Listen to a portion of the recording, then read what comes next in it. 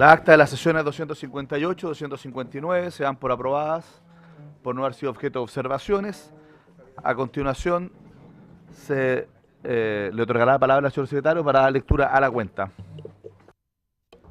Gracias, presidente. Se ha recibido un proyecto iniciado en moción que modifica la Carta Fundamental para consagrar la autonomía del Servicio de Impuestos Internos. 2. Oficio de la Subsecretaría de Justicia, mediante el cual remite informe trimestral de los resultados de gestión de la Fundación de Asistencia Social y Legal de la Familia, presupuesto 2017. Eso es todo, presidente. Ofrezco la palabra sobre la cuenta. Sí, perdón, diputado Monkever. Está parecido, pero ¿qué vamos a hacer con estas sesiones de los jueves a las 6 de la madrugada? Que tiene como...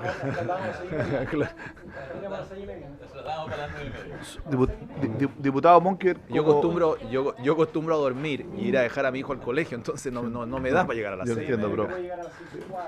No me da, porque me retan en la casa si lo paso a buscar a las 5 para ir a dejarlo a las 6 al pobre niño. Diputado Monkever, como usted sabrá, ese es un acuerdo que adoptó esta comisión.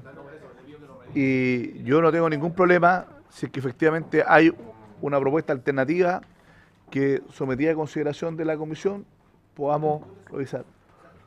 Yo le sugiero que la revise, mañana no, está bien. Pero yo no tengo ningún problema. Busquemos un acomodo. Yo de hecho propuse el día lunes en su momento, en la tarde, y fue la comisión la que rechazó mi propuesta. ¿Esto tiene urgencia? Y me sugirió que pudiéramos hacerlo los días jueves. ¿Tiene urgencia simple esto? No, está sin urgencia. ¿Y no puede ser después un poco más tarde? No va a llegar nada. Entonces, yo no tengo ningún problema que podamos hacerlo el lunes de la tarde. ¿Ah? ¿Hay invitados para mañana? Sí, se ha invitado. Sí. Le ofrezco la palabra al secretario. Está confirmado Patricio Zapata para mañana. La misma complicación que tenemos nosotros la tienen los invitados de poder llegar acá a las 6 de la mañana. Yo no puedo sino compartir efectivamente ese criterio, no tengo ningún problema. Y yo puedo proponer que podamos sesionar el día lunes. ¿Y el jueves más tarde, presidente? El jueves más tarde, no, porque si dejamos a... durante la mañana tenemos que pedir autorización a la sala. Sí, claro. Propongamos lo siguiente. Oficiemos a la sala para ver si nos pueden autorizar ya a poder sesionar en paralelo a la sesión. Ya, a no la dar el diputado Sofirio. Bueno, entonces... No, es que no podemos estar en dos partes a la vez nomás. Tenemos la obligación de estar en la sala. El lunes de 16:30 a 18. ¿Ah? En la mañana. También podría en la mañana, yo no tengo problema. Al fin de la mañana. De 12 a 1. Claro.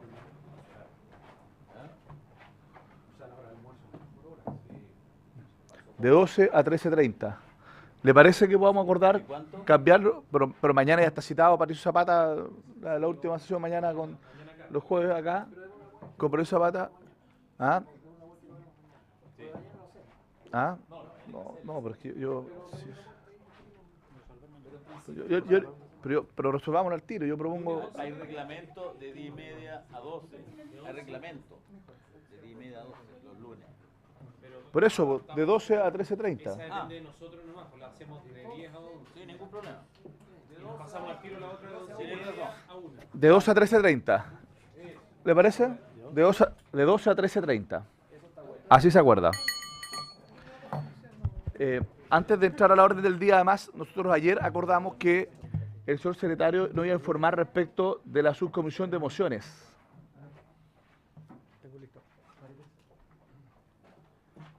Parece que se lo olvidó, lo dejamos para el final de la sesión. ¿Dónde está? Ya. No, pero... Sí, pero ¿quiénes son los integrantes? Eso es lo que tenemos que resolver primero, de la subcomisión. Porque tenemos que acordar la integración primero. Después vemos los proyectos, lo verán ellos. En la subcomisión está el diputado Filla, está el diputado Rincón y está el diputado Monqui. Y Trisotti. Esa era la subcomisión que teníamos acordado funcionar los días miércoles a las 9, una subcomisión de constitución para ver mociones. Sesionó un También par de, hay- pero par de también- veces y También había un reglamento. El reglamento. esa es el día lunes. Está el Pero ahí diputado Esquella, el diputado Rincón, el diputado Ceroni y el diputado Soto. Tratemos de distribuir bien entonces la cosa. Sí, pues, por eso le digo.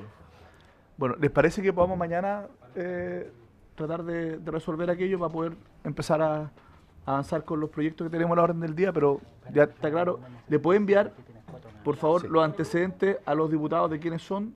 Y ¿Las subcomisiones también tienen que tener permiso para funcionar en paralelo? no. Las subcomisiones son un grupo de amigos. No existen.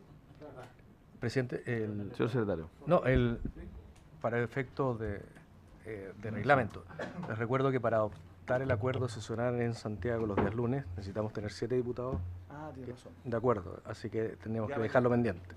Queda de referéndum.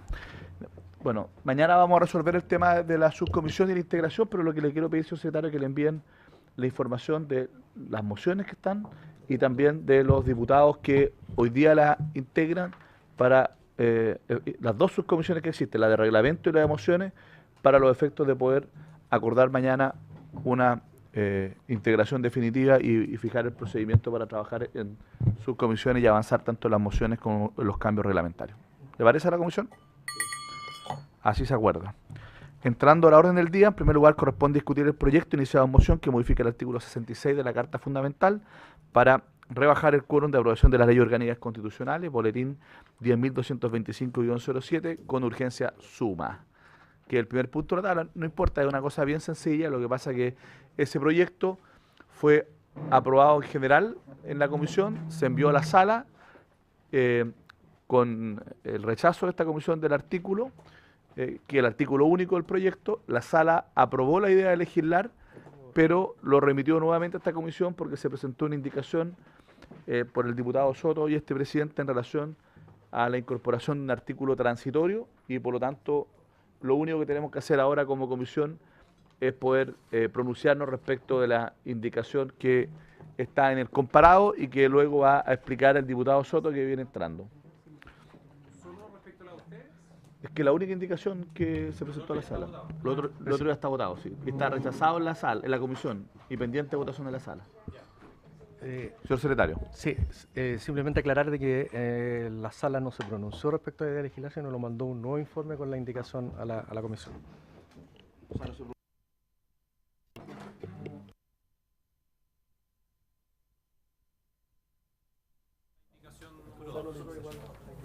Diputado Soto, le ofrezco la palabra si quiere explicar su indicación, su sentido de alcance. Se explica por sí sola, ¿no? En la que incorpora un nuevo artículo transitorio a la Constitución Política que dice relación, sí. Se explica por sí sola. No tiene mayor. Porque le va a pedir al señor secretario de todas maneras que, para efectos del acta de lectura, a la indicación, antes de someterla a consideración.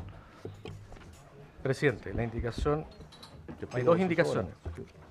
La primera del diputado señor Andrade, que es para sustituir el artículo único por el siguiente. Artículo único. Modifícase la Constitución Política de la República de la forma siguiente. A. Sustitúyese el artículo 66 por el siguiente. Artículo 66. Las leyes que interpreten preceptos constitucionales necesitarán para su aprobación, modificación o derogación del voto afirmativo de las 3/5 partes de los diputados y senadores en ejercicio. Las leyes a las cuales la Constitución confiere el carácter de ley orgánica constitucional o de quórum calificado requerirán para su aprobación, modificación o derogación del voto afirmativo de la mayoría absoluta de los diputados y senadores en ejercicio. Las demás leyes requerirán del voto afirmativo de la mayoría de los miembros presentes de cada Cámara o las mayorías que sean aplicables conforme a los artículos 68 y siguientes. Esa es la primera indicación. ¿Le doy lectura a la segunda?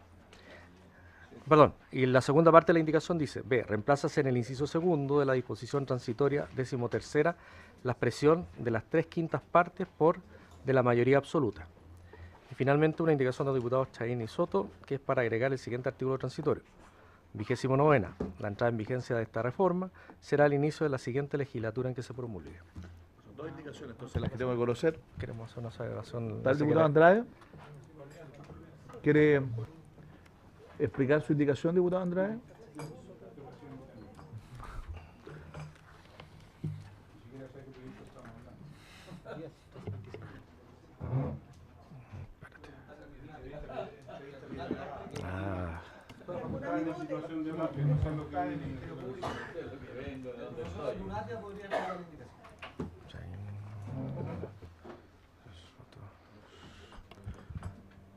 Voy a suspender por 5 minutos para que pueda el diputado Andrade conectarse. La Andrade, ¿ya?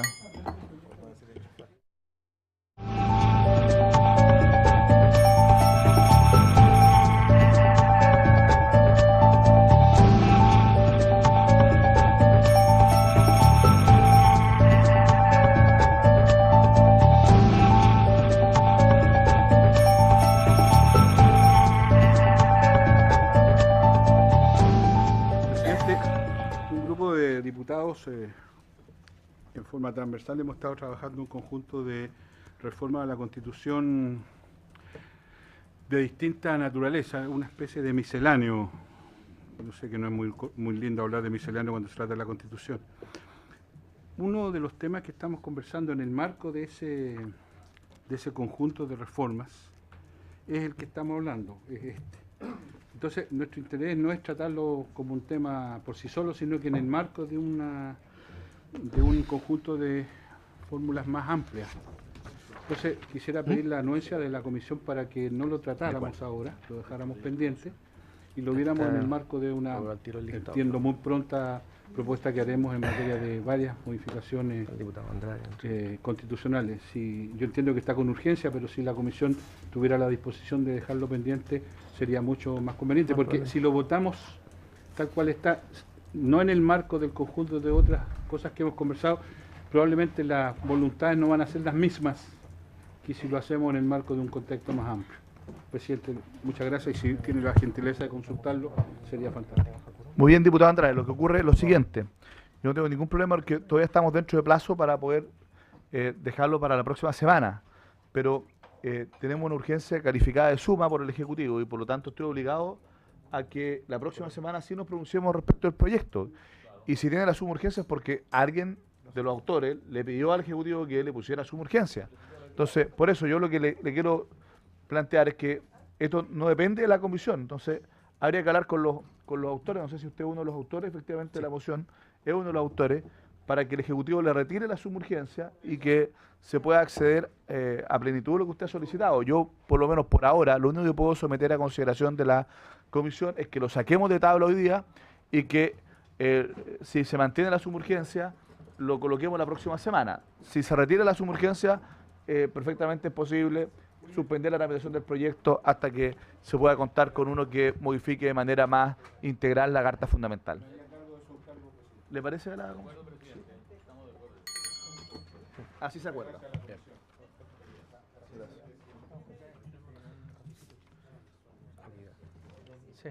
Bueno, entonces vamos a entrar directamente al segundo punto de la orden del día, que dice relación con comenzar con la discusión particular del proyecto iniciado en mensaje que regula las entrevistas grabadas en video y otras medidas de resguardo a menores de edad, víctimas de delitos sexuales, boletín 9245-07 con urgencia también calificada de suma. Asiste la jueza coordinadora del proyecto de sala especial en toma de declaraciones de niños, señora Nora Rosati, en representación del Ministerio Público, la gerente de la División de Atención de Víctimas y Testigos, señora Patricia Muñoz, bienvenida también, y el abogado de la Unidad Especializada de Delitos Sexuales y Violencia Intrafamiliar, señor Mauricio Sobino, en representación de la Defensoría Penal Pública, los señores asesores Francisco Geise y Cristiania Razabal, y el coordinador legal de la Fundación Amparo y Justicia, señor Diego Izquierdo. Sean todos muy bienvenidos. Yo solo quisiera... Ignacio Castillo, porque no está aquí, no lo considera, pero ya, por el Ministerio de Justicia. Jefe de la división jurídica.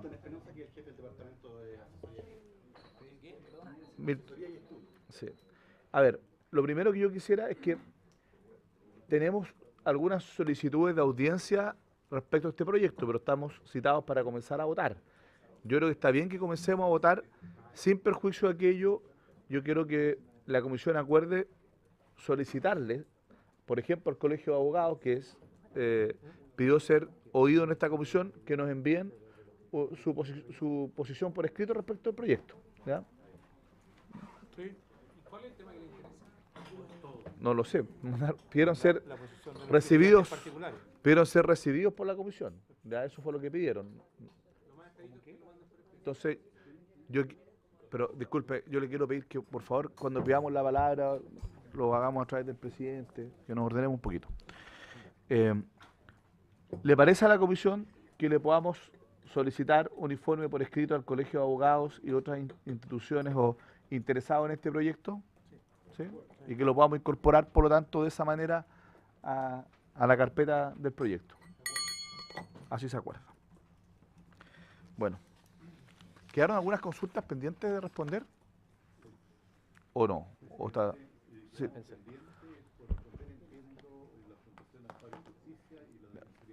Perfecto. Ya. La Fiscalía también.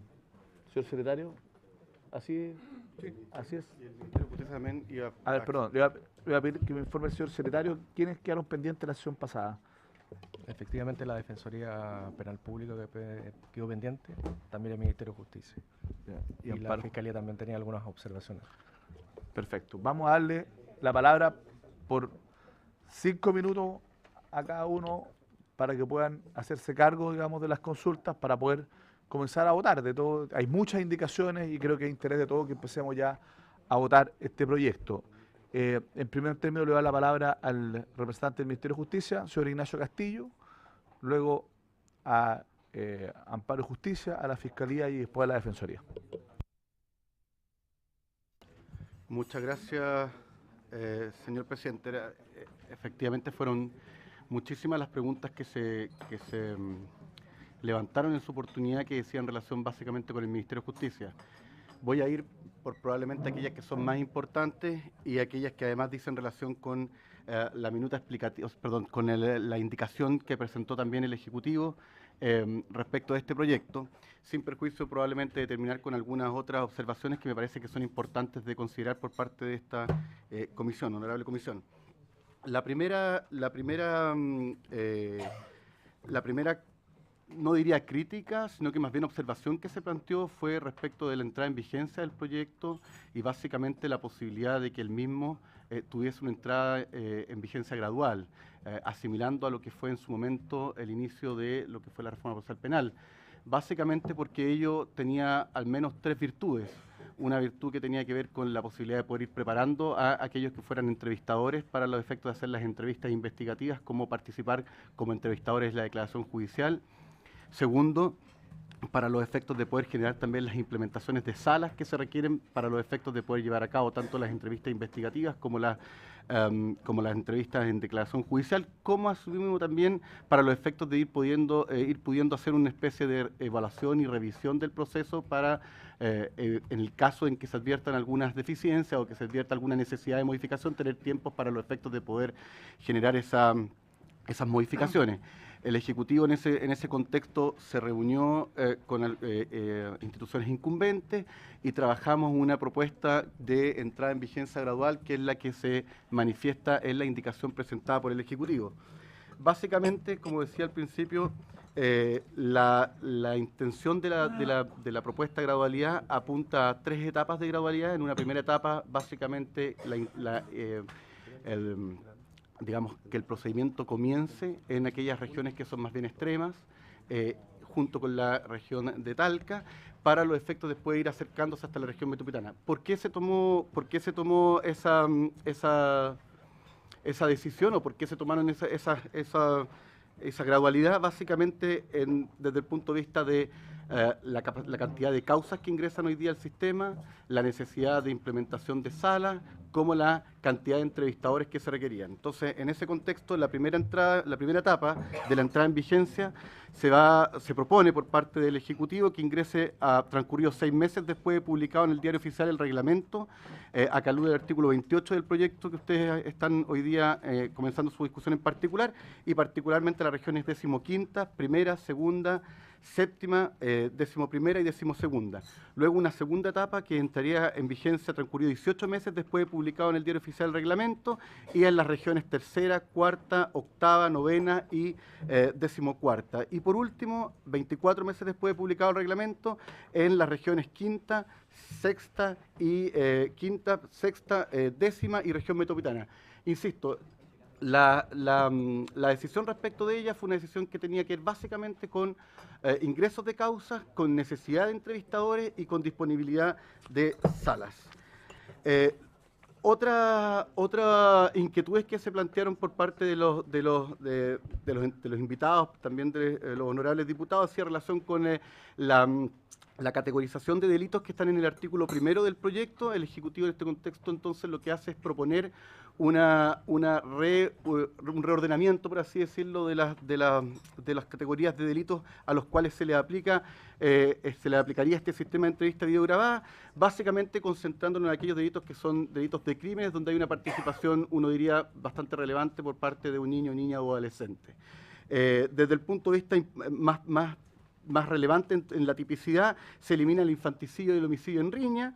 El homicidio en riña fue una cuestión que se criticó, entre otras cosas, y efectivamente parecía ser que dada el contexto, la poca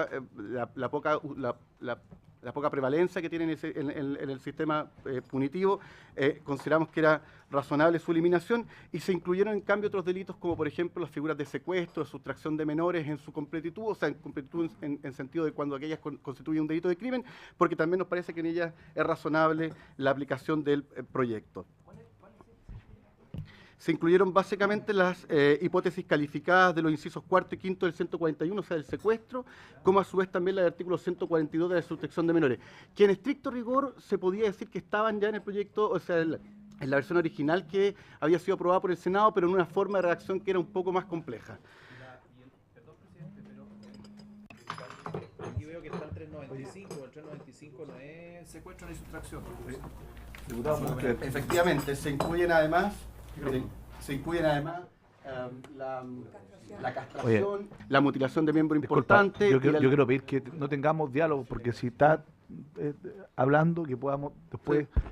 Yo quisiera que con una cosa de orden, más bien para responder la consulta, que yo creo que no solo es del diputado Monque Verdós, que pudiera precisar efectivamente cuáles son los delitos que se eliminan y cuáles son efectivamente los delitos que se incorporan y cuál es la razón de aquello. ¿Ya? Se elimina el infanticidio, el homicidio en riña y se incorporan las lesiones graves gravísimas, la castración, la mutilación de miembro importante y además las hipótesis calificadas del secuestro y la sustracción de menores. Eso.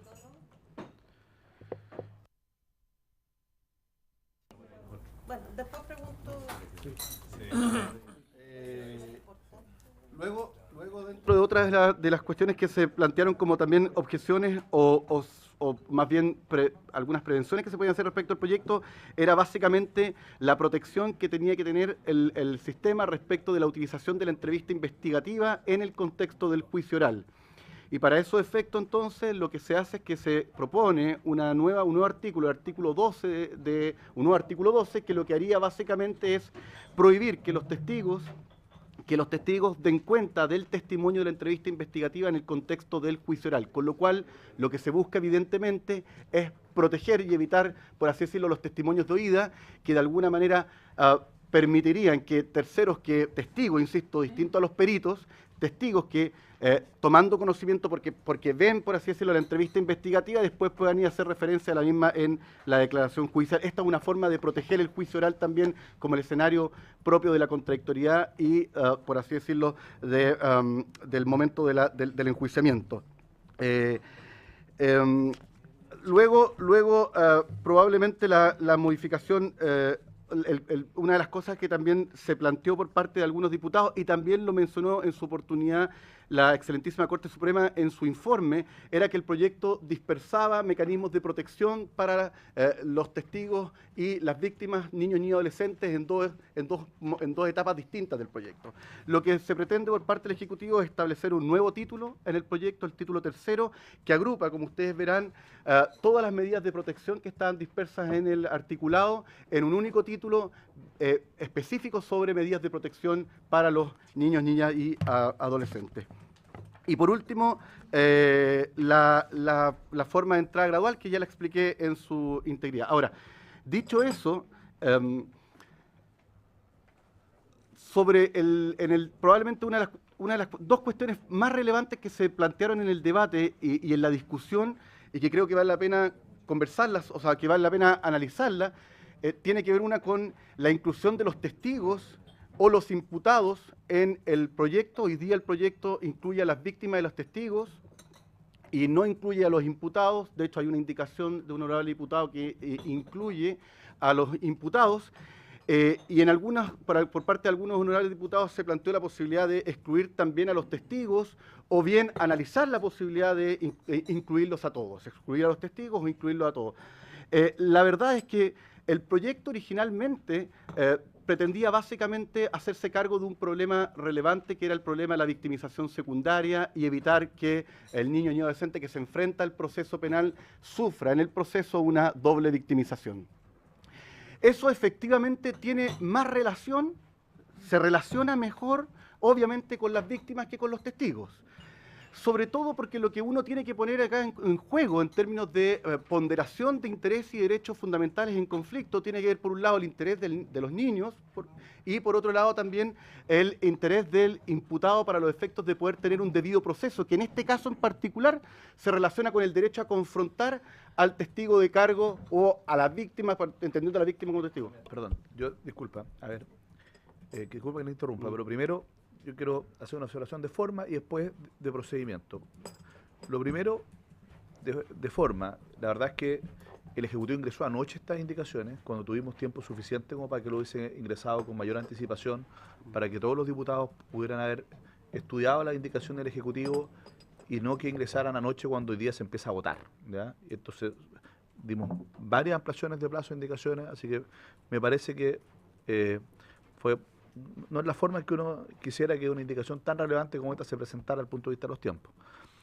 Y además no viene ni siquiera el ministro ni el subsecretario a presentarla, ¿ya? Y la del Ejecutivo está en el comparado, pero se ingresó anoche, ¿ya? Y yo lo que espero es una explicación de del contenido, pero la discusión y la argumentación de cada uno la vamos a ir viendo cuando demos el debate en particular, ¿ya? Porque si no, vamos a abrir un tremendo debate respecto a la indicación del Ejecutivo hoy día y probablemente no alcancemos a votar nuevamente y vamos a seguir dilatando esto. Entonces, yo lo que le reclamo primero es que no me parece que usted haya ingresado de manera tan tardía la indicación, sabiendo que íbamos a empezar a votar ahora y tuvieron tiempo suficiente para hacerlo. Segundo, que no esté acá ni el ministro ni el subsecretario, que son las autoridades políticas y responsables políticos del Ministerio de Justicia, ¿ya? Y por lo tanto son los que tienen la representación del Ejecutivo, y yo en eso quiero hacer valer, digamos, de alguna manera el rol de esta comisión.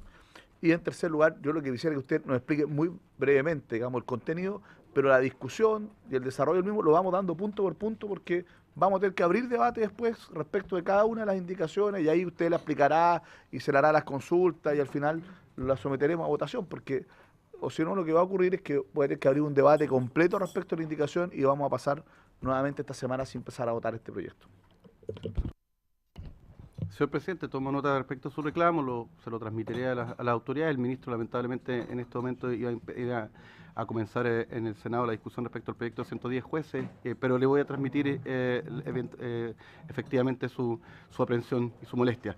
Y respecto de la temporalidad, le pido también las disculpas del caso. Básicamente fue el análisis de la entrada en vigencia gradual, aquella que más tiempo nos demoró, y le pido las disculpas del caso. Creo que las indicaciones ya las expliqué, y el resto podremos discutirlo a medida que se vaya dando el debate. Le ofrezco la palabra a Amparo Justicia. Muchas gracias, señor presidente, por su intermedio. Ocuparé el tiempo entregado por el señor presidente para referirme básicamente a dos planteamientos que fueron señalados, uno por el señor diputado honorable Esquella y otro por el diputado Cherone, partiendo desde la argumentación de por qué están incluidas las víctimas y los testigos en el proyecto de ley actualmente y por qué no están los imputados. La verdad es que, en honor al tiempo probablemente, y pido las excusas del caso por tanto, fue que no pude explicarme bien y mi intención no fue enarbolar un argumento de si bien es cierto o no es menos cierto, de que imputados tienen regulación y víctimas no, por tanto no correspondería hacer una mejora a la regulación de los imputados. Lo cierto es que existe actualmente una regulación que tienen los imputados que colindaría con la inclusión de los imputados en este proyecto de ley. de forma tal que podría generarse un riesgo cierto de una doble regulación que pudiera generar aplicaciones contradictorias y por tanto vacíos que no podrían ser solucionados tampoco desde el punto de vista jurisprudencial.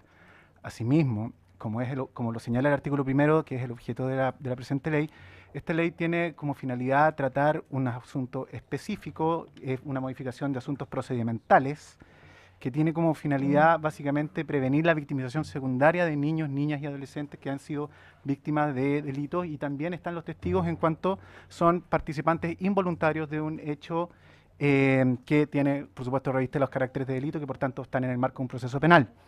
Desde dicha perspectiva, esta no es una ley que resguarde como ley marco los derechos ni las garantías de todos los niños que enfrentan un proceso penal, sino que se refiere esencialmente a la inclusión de una técnica que es la entrevista investigativa videograbada para mejorar la calidad de la investigación y poder adoptar las medidas de protección que corresponden respecto de estos niños, y asimismo de poder llevar un juicio que sea para todos los intervinientes, incluyendo los niños y testigos víctimas y testigos, niños, niñas y adolescentes, y es en ese marco que esta ley busca regular aquello específico, sin perjuicio de que concuerdo completamente con usted, honorable diputado, en el sentido de que se pueden hacer mejoras sustanciales al proceso de revisión, de toma de declaración de los imputados en el marco de un proceso penal, y para tal efecto existen normas legales y cuerpos legales a los cuales se tendrían que verificar observaciones. Y la inclusión de imputados supondría la modificación de más del 50% del proyecto de ley, incluyendo el objeto de la ley, y por tanto pasaría a ser otro proyecto de ley en definitiva. Y desde dicha perspectiva nosotros entendemos que si bien aquello es valioso, podría aquello incluirse en una modificación a la ley 20.084 o en, digamos, a nivel de principios en lo que se refiere al proyecto de ley de Sistema de Garantía de Derechos de las Niñas. Y desde tal perspectiva, por esta misma lógica, por esta misma razón de no ser una ley marco, es que, voy a permitirme el ejemplo, es que en la ley de responsabilidad penal adolescente, cuando se legisló al respecto, no se incluyó a víctimas y testigos en el marco de una protección integral a niños, básicamente porque el objeto de la ley no era aquel. Esa es la exposición que nosotros quisimos hacer. En ningún caso fue de dejar a adolescentes infractores en el contexto penal sin la protección que deben, porque por supuesto que cuando se abordan temas que se vinculan a la infancia pero que no la abarcan completamente, se debe tener un discurso claro de que es la infancia lo que se protege, sin perjuicio que, insisto, esto es una cuestión específica respecto de aspectos procedimentales y de, valga la redundancia, procedimientos específicos y medidas de protección específicas. Y en relación a las preguntas que fueron hechas o planteamientos que fueron hechos por el diputado Ceroni, efectivamente el informe de la excelentísima Corte Suprema hace referencia a que no está en completo acuerdo, sin perjuicio de que entiende mejoras, en la propuesta legislativa que se dio o que salió del Senado, que fue aprobada por el Senado. Sin perjuicio, aquello responde a que, en esencia, lo que la excelentísima Corte Suprema plantea como la alternativa que ellos estiman correcta es la realización de una entrevista única que debe ser dirigida por el juez en la etapa de investigación. Aquello fue fruto de una discusión que va desde mesas de trabajo desde el año 2011 a la discusión por 3 años que duró en el Senado, y básicamente se entendió de que existía una contradicción esencial entre la realización de esta entrevista única desde la perspectiva de o tomamos la declaración del niño, niña, adolescente o la realización de esta entrevista al comienzo, donde efectivamente vamos a poder obtener los antecedentes, porque la doctrina internacional, los conocimientos científicos dan cuenta de que existe pérdida de memoria y de que se empobrece el relato y que por tanto se perjudica la investigación si es que se dilata la declaración del niño, niña, adolescente. Y si es que se hacía esta entrevista única al comienzo de la investigación, el perjuicio que se generaba en esencia es que el imputado no iba a saber que estaba en objeto de una investigación, no iba a tener un defensor de confianza y por tanto se lesiona seriamente los derechos que pueda tener en relación al ejercicio de su derecho de defensa, valga la redundancia, que si es que fuera esta única entrevista, básicamente no tendría una oportunidad a posteriori de poder contrainterrogar o representar. Eso da como respuesta que, dice llanamente, o se tenía una entrevista al final de la investigación perjudicando la investigación o al comienzo de la investigación perjudicando a los intervinientes que no fueran Ministerio Público. y por tanto es que se adopta este sistema de una entrevista investigativa videograbada que es dirigida por el Ministerio Público en su rol constitucional de dirección exclusiva de la investigación y una declaración judicial que tenga un resguardo especial para los niños, niñas y adolescentes. Dicho aquello, ambas instancias, en el espíritu del proyecto y de la prevención de la victimización secundaria, que es su objeto, deben contar con una intervención, o deben ser una intervención especializada para efectos de poder adecuar en lenguaje y contenido el procedimiento penal a niños, niñas y adolescentes para que sean sujetos de derecho como también lo son los adultos y desde tal perspectiva puedan participar en igualdad de condiciones, atendidas sus particularidades, por supuesto, en un proceso penal. Desde dicho sentido, resulta para Fundación Amparo y Justicia absolutamente relevante la necesidad de que esta intervención especializada sea hecha por personas que pueda garantizarse, que puedan tener una formación que alcance para dicha intervención especializada. Y esas son, en esencia, las aprehensiones que nosotros tenemos respecto de aquellos a quienes no se puede exigir objetivamente, desde un punto de vista legal, naturalmente, que se haga una formalización, una formación que sea inicial, con contenidos específicos y además un procedimiento de seguimiento, de evaluación y capacitaciones constantes para la mantención de dichas habilidades. En esencia, es por aquello que nosotros entendemos que el proyecto de ley del Ministerio de Justicia se adecúa en la medida de lo que están disponibles en los recursos, porque ya ha sido señalado varias veces de que un cuerpo independiente lamentablemente no existen los recursos para que aquello sea tal. Entendemos de que si es que se modifica esta figura de que sea el mismo entrevistador el que realiza la entrevista investigativa y la declaración judicial, sí se resguarda los derechos de todos los intervinientes desde la perspectiva de que no sería el fiscal el que estaría designando al entrevistador que finalmente va a participar de la declaración judicial y asimismo no podría ocurrir un vicio que es absolutamente humano relativo a que el entrevistador buscara de alguna u otra manera confirmar o ratificar lo que había sido su trabajo en la entrevista investigativa videograbada. Si es que se permite que el juez de garantía designe al entrevistador dentro de las personas que sí se puede verificar que se encuentran con un conocimiento y una especialización suficiente, nosotros entendemos que sí se respetan, primero que todo, los derechos y garantías de todos los intervinientes y segundo, el rol constitucional que tiene cada uno de los sujetos procesales que participan del proceso penal. Muchas gracias, señor presidente. Muchas gracias. Le ofrezco la palabra a Patricia Muñoz, representante del Ministerio Público. Gracias, señor presidente. La verdad es que yo solo resaltar en relación con las preguntas planteadas acerca del rol constitucional de la Fiscalía, particularmente por las preguntas o los cuestionamientos asociados a la intervención judicial en la etapa de investigación.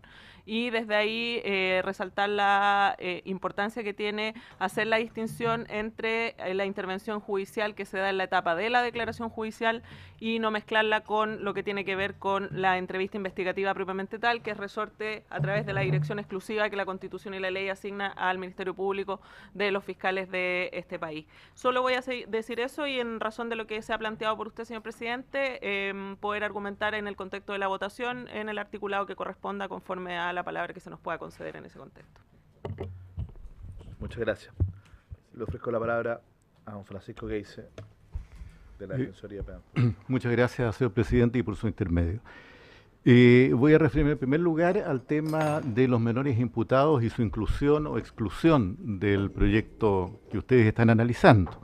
Ahí, a mi juicio, es necesario poner énfasis en que este proyecto nace, y además lo dice todavía su título, como un proyecto que lo que tiende a hacer es crear ciertas condiciones, principalmente de dignidad, para los menores víctimas de delitos que además, ¿no es cierto?, fuera de ser víctimas de delitos, lo que allí se señala es que tienen que ser víctimas de delitos sexuales. Ese era el objetivo, esas son las ideas matrices del proyecto.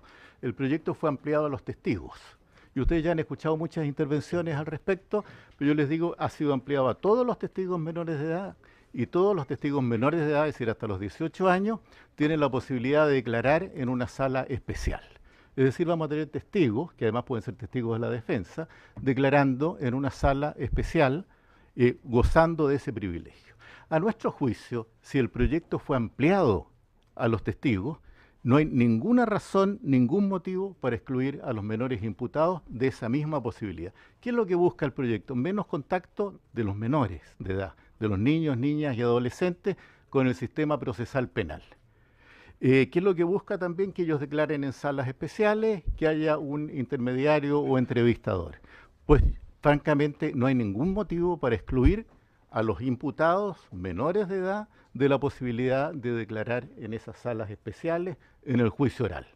Que se alegue que existe la ley 20.084, ok, se podría introducir una modificación a la ley 20.084, pero la verdad es que la ley 20.084 a lo que se refiere a la responsabilidad penal de los adolescentes. Incluyó a los de 14 y 16 años en la responsabilidad penal y terminó con el trámite del discernimiento respecto de aquellos de 16 a 18. En realidad no tiene nada que ver en este sentido. Aquí estamos hablando si se excluye de todas estas consideraciones de dignidad para los niños, niñas y adolescentes a los imputados menores de edad. Y los imputados menores de edad son tan niños, niñas y adolescentes como los otros. Eso en primer lugar. Y relacionado con esto se había planteado aquí también el tema de la constitucionalidad del proyecto, entiendo que por el señor presidente de la comisión, o por lo menos fue una observación que él realizó. Yo no me quiero pronunciar al respecto, no tengo ni la sapiencia, etcétera, al respecto, pero creo que hay tres aristas en materia de constitucionalidad que se han planteado de una u otra forma durante esta discusión. La primera arista está planteada por la Corte Suprema. La Corte Suprema hizo una prevención de constitucionalidad. Se reitera, dice la Corte Suprema, la objeción de constitucionalidad.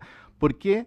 Porque dice que se introduce un personaje ajeno, un personaje propio de la investigación, en la etapa de conocimiento que corresponde exclusivamente a los tribunales. En el fondo está refiriéndose al artículo 76 de la Constitución Política de la República, que se está refiriendo claramente al entrevistador policía, al entrevistador funcionario del Ministerio Público. Eso es, digamos, la primera arista que yo observo, señor presidente, desde mi perspectiva. La segunda arista también, de alguna manera, la señaló la Corte Suprema cuando dice que la modalidad propuesta en torno al entrevistador arriesga la preeminencia que han de tener las garantías del debido proceso de ley. ¿Y en qué sentido lo dice la Corte Suprema? Y es a lo que a nosotros más nos interesa desde el punto de vista de la defensa. A nuestro juicio, este proyecto, tal como está planteado en este momento, está en el límite rojo de la constitucionalidad en lo que se refiere al derecho a defensa y al debido proceso. La posibilidad de contraexaminar. Ya no hablemos del cara a cara, que es algo que de una u otra forma hemos visto que es posible dejar de lado, a mi juicio debería ser de manera excepcional, pero en fin, que podemos dejar de lado en la actualidad. Pero agregar a ello, ¿no es cierto?, fuera de lo que Mauricio Duche llamaba el teléfono, es decir, yo formulo las preguntas son traspasadas al presidente del tribunal, el presidente del tribunal se las pasa al entrevistador y el entrevistador se las pasa al declarante, menor de edad. Entonces, fuera de eso, además se dice en el proyecto que el entrevistador tiene que ser un policía, ¿no es cierto?, o un funcionario del Ministerio Público. Entonces, realmente yo creo que allí se está traspasando lo que es propio del derecho a defensa, este derecho a contraexaminar, se está limitando y neutralizando este derecho. No voy a referirme a las disposiciones de los pactos internacionales, del Pacto Internacional de Derechos Civiles y Políticos, de la Convención Americana, incluso al 19 número 3 de la Constitución en cuanto se refiere al debido proceso. Pero ese es una segunda arista. Hay una tercera arista que yo quiero mencionarles porque también creo que es importante, si bien yo no necesariamente adscribo a que sea posible que se plantee. Esa tercera arista dice relación con precisamente el tema de las ideas matrices del proyecto. Ya lo dije, el proyecto partió como un proyecto que iba a enfrentar la victimización secundaria de los menores, de los niños, niñas y adolescentes que han sido víctimas de delitos sexuales. Pues bien, incorpora a los testigos, no solo incorpora a los testigos, sino que se amplía a otro tipo de delitos que no son delitos sexuales. Y ahí yo creo que también hay un problema con el Tribunal Constitucional que en la última semana, no estoy seguro si en la última o en la penúltima semana, asentó aún más su doctrina respecto de las ideas matrices, en el sentido de que, si ustedes se recuerdan que ustedes mismos discutieron aquí un proyecto sobre maltrato relevante, ¿ah? Declaró inconstitucional el Tribunal Constitucional hace muy poco el inciso sobre maltrato relevante relativo a las cónyuges, a las mujeres en general. Y por lo tanto no va a ser ley. A pesar de que revivió en la comisión mixta, ustedes entiendo que lo habían rechazado como comisión. Entonces allí nuevamente se sentó una doctrina respecto de este tema. Eso respecto del tema de la constitucionalidad. Yo no doy una respuesta acabada ni nada al respecto, pero me parece que era importante plantearlo. Se preguntó mucho sobre la capacitación y si los jueces estaban o no estaban capacitados, o podían capacitarse o no capacitarse. Incluso más, cuando se respondió aquí, se habló de una cierta renuencia de los jueces a capacitarse. Si ustedes recuerdan, se habló hasta de que se demoraban como 2 años en capacitarse en algunos países, que todavía no sabían nada, etc. Pues la verdad, y yo quiero recordar aquí muy brevemente también, que la Corte Suprema fue muy clara al respecto, reivindica el rol de los jueces y su capacidad de capacitarse en su informe, en el segundo informe. Como aquí bien se ha dicho, es un informe que tiene que ver precisamente con el proyecto tal como ustedes lo están conociendo. No tiene que ver con los proyectos anteriores ni con ideas anteriores, tiene que ver con el proyecto tal como lo están conociendo ustedes. Por lo demás, la misma Corte Suprema dice que en muchos aspectos empeora el proyecto anterior. Pero en fin, ¿y qué nos dice? Fuera de decir que son los jueces quienes dirigen la audiencia y con el mayor respeto de las personas habilitadas para efectuar la entrevista, renuencia de los jueces a capacitarse no existe. La preparación profesional o de capacitación que se requiera para el proyecto la pueden adquirir los magistrados, tal como ha sucedido con la responsabilidad penal adolescente. No se puede desconocer la idoneidad profesional de los magistrados, cuya formación básica equivale a la de un fiscal, y evidentemente podrán adquirir la capacitación necesaria en la materia, etcétera. Ustedes pueden verlo en el informe. Es decir, no hay tal renuencia de los jueces, por el contrario, su superior jerárquico, por así decir, la Corte Suprema, les dice a todos ustedes de que los jueces están dispuestos, disponibles, y por supuesto la Corte Suprema hará lo que sea necesario para que se capaciten. Respecto del tema del entrevistador, yo creo que ya señalé suficiente al respecto, no voy a reiterarlo. A mi juicio, un entrevistador policía, un entrevistador de la otra parte, hace imposible que la defensa realmente ejerza su carácter de defensa penal pública. Muchas gracias. Muchas gracias. Bueno, estamos convocados para iniciar la votación, por lo tanto, vamos a comenzar a votar en particular el proyecto. Señor secretario. Presidente, en el comparado que tienen todos los señores y señoras diputadas disponibles, que tiene fecha 10 de mayo en la parte inferior,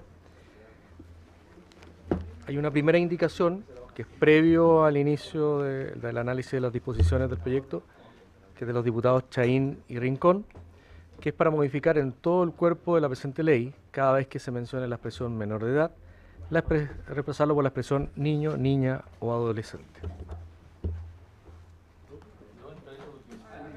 Está arriba, en el inicio. Arriba, la número 1. Para modificar el punto ya.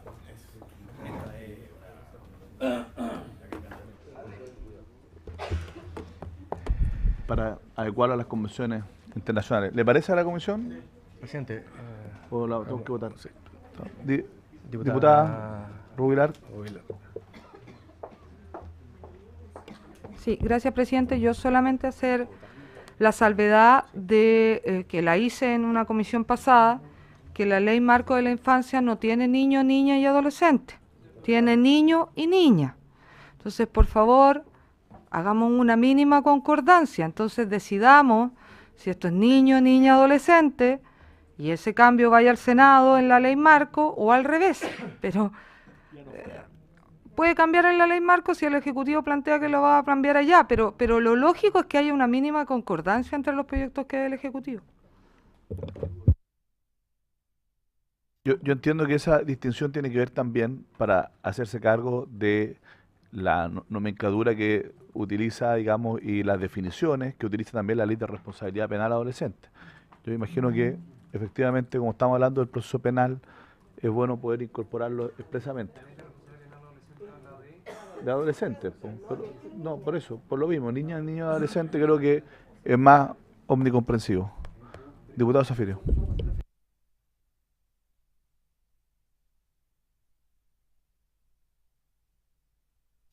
Que no ha cumplido 18 años. Entonces, en ese segmento están niños, niñas, adolescentes, digamos, y entra esta norma que se refiere a específicamente adolescentes. ¿Quién definió eso de los niños a los 18 años? La Convención Internacional de Derechos del Niño. Está bien. A ver, sí, yo entiendo que desde el punto de vista de todo lo que es políticas públicas y también está la ley marco, está bien, yo no tengo problema en aquello, solamente que se incorpora el tema de los adolescentes para los efectos de que se entienda que también están involucrados aquellos que están regulados en la ley de responsabilidad penal adolescente. Es básicamente eso. ¿Ya? Entonces, no sé si en votación hay que votar con votación electrónica, en votación. La indicación número 1.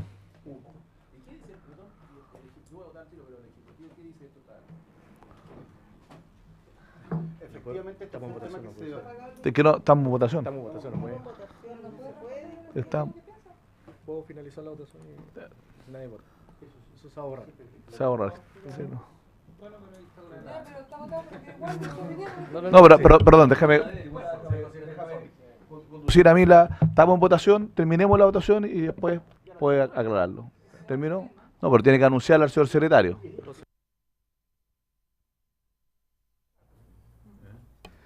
En votación la indicación. ¿Han emitido su voto todos los señores diputados? Si dejó sin efecto la indicación, entonces demos la palabra al Ejecutivo si la dejó sin efecto. Ok. La votación dejó sin efecto. No la considera. No la considera. No la considera. La votación. La votación, no la considera. Sí, ahora tampoco. Muchas gracias, señor presidente. Esto fue un debate que se dio también en el Senado. También en el Senado se plantearon las mismas objeciones respecto de que la ley marco de garantía no establecía esta distinción que este proyecto establece. Y además de las razones que señaló el presidente de la comisión, también se tomó en consideración que en el proyecto, en determinadas circunstancias, adopta una idea de, podremos conversar si adolescentes mayores de 14 años, para establecer un criterio sobre autonomía progresiva para poder tener mayor participación en el proceso y, por así decirlo, flexibilizar las reglas estrictas respecto del sistema de entrevista y la utilización del mismo en el proceso. Esa fue la intención. Perfecto. Ahora sí en votación. Y las preguntas a través del presidente, diputada Rubilar. En votación. En votación la indicación. ¿Han emitido su voto todos los señores diputados?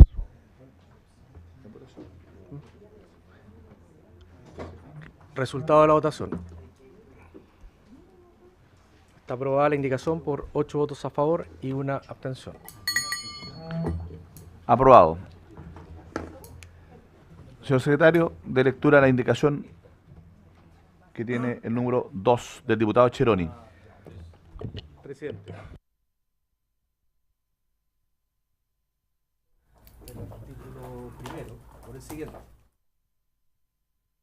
Regula las medidas especiales de protección y resguardo que deberán observarse respecto de los niños, niñas y adolescentes que aparezcan como víctimas, testigos o imputados de los delitos que se indican en el tercer inciso de este artículo, con el objeto de prevenir su victimización secundaria durante el desarrollo del procedimiento penal o los efectos negativos emocionales y psicológicos que su participación en este puede producir, aun cuando no tengan la calidad de víctimas.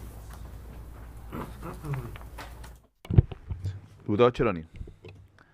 Bueno, yo creo que esencialmente, tal como se dice acá, la reacción se cambia, porque en el fondo se está abarcando no solamente a los testigos, sino que también a los imputados, dentro del contexto de que el procedimiento penal, cuando hay menores, pueden por supuesto que ocasionar efectos negativos desde el punto de vista emocional, psicológico y además causar victimización. Pero por eso que se agrega y se redacta en ese contexto, por supuesto que agregándose lo que es imputado, que en el fondo ocurriría lo mismo con imputado menor o adolescente, niño o niña, que el que no es imputado, el testigo y la víctima. Entonces no veo ni vemos el objeto de poder y la razón de sacar, diríamos, al imputado de esta reacción, porque también él puede ser afectado en todo el proceso penal. Diputado Esquella. Presidente, hace algunas semanas, en más de alguna sesión, yo planteé la duda, porque efectivamente partiendo, digamos, desde el mismo título del proyecto planteaba... Ahí sí. Estuvo prendido al principio. Saboteos. Lo planteé precisamente porque me interesaba saber cuáles eran los alcances, porque ya tan solo, digamos, de tomar el título generaba la duda, si que se estaba hablando de menores de edad y no se incluía, independiente de cuál es la categoría o la naturaleza a través de la cual participan en el proceso penal. A mí, la verdad, con las explicaciones que me han dado me queda lo suficientemente claro, que son, y particularmente esta en versión extensa, la que nos dio Amparo y Justicia. Pero para serle franco, me entran otras dudas, desde la perspectiva de si es que es la ley indicada, digamos, para incluir y hablar también de los testigos. Y aunque parezca raro, pero de las mismas palabras de don Francisco, que intervino recién, hablando de que precisamente la intervención o la participación, o más bien el cambio del proyecto de ley, me imagino en el Senado, incluyendo a los testigos, hace que tenga algún ruido constitucional, y desde otra perspectiva, desde la perspectiva de la Defensoría, eso indicaría que también no habría ningún problema en incluir a los imputados. Entonces, yo, si le parece, me da la impresión que no en todos los artículos vamos a tener... nos vamos a detener tanto, pero este es un artículo tremendamente importante y a mí me interesaría desarrollar también el tema de los testigos, los pros y los contras de incluirlos en esto, si es que eso va a colisionar con la manera, digamos, de tratar, no solo con la idea matriz, sino que también por lo demás es relevante y sería muy grave que se cayera en el Tribunal Constitucional, pero principalmente con las normas procesales en términos generales, porque si es que esto va a generar más ruido que protección, yo estaría abierto a dejarlo únicamente en el tema de las víctimas y concentrarnos en ello para que sea más armónica el proyecto. Pero me interesaría saber principalmente la opinión de quienes han estado en esto durante muchos años, incluso antes de que entrara a tramitación este proyecto. Gracias, presidente. Sí, diputado Cheroni.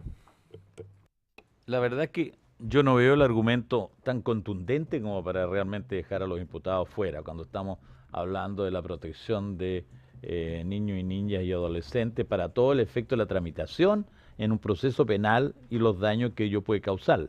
Y no tendría por qué haber diferencia entre ningún niño o niña adolescente que participan en todo el procedimiento penal.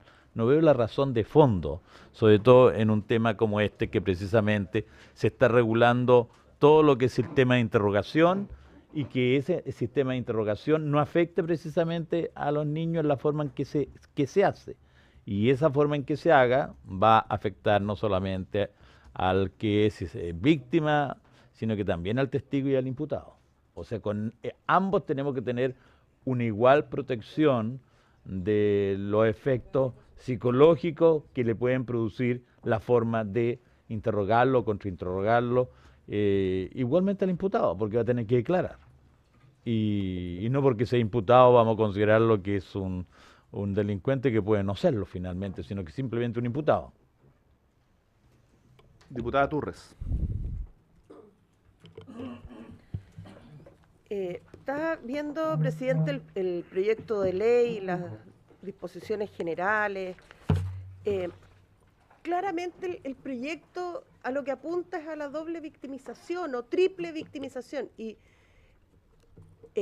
un imputado que estaba ahí claramente es un adolescente, no es niño o niña, que son las tres expresiones que aquí estamos usando. Estamos hablando de un adolescente que además entre los 14 y los 18 años, no hay un tema aquí de victimización, que es lo que inspira el presente proyecto. Entonces, en ese sentido, a mí me parece muy correcto lo que decía quien expone por Amparo y Justicia, en el sentido de que eso es otro tema distinto. O sea, deben los imputados de delitos cuando son menores de edad tener un sistema distinto de declaración de los adultos. Ya creo que ese es otro tema, pero el proyecto a lo que apunta principalmente es al tema de la victimización, en cuyo caso tampoco podrían estar los testigos, salvo, bueno, efectivamente, sobre todo si son niños más chicos y, por ejemplo, les toca enfrentar a algún familiar o alguna persona a quien le tengan mucho miedo, y que eso puede influir en no solo en su desempeño como tales, como testigos, sino también marcarlos mucho en su vida. Pero también me hace mucho ruido el poner en este proyecto de ley a los imputados. Yo antes de dar la palabra a la diputada Rubilar, solo informar a la comisión que presentó una indicación que no está en el comparado, que elimina a los testigos del proyecto. ¿Cómo? Yo presenté una indicación del proyecto. ¿Ah? No, ahora. Ahora en la mañana. Ahora. Diputada Rubilar. No, pero es uno bastante más modesto la indicación. ¿Ya? Diputada Rubilar. Sí.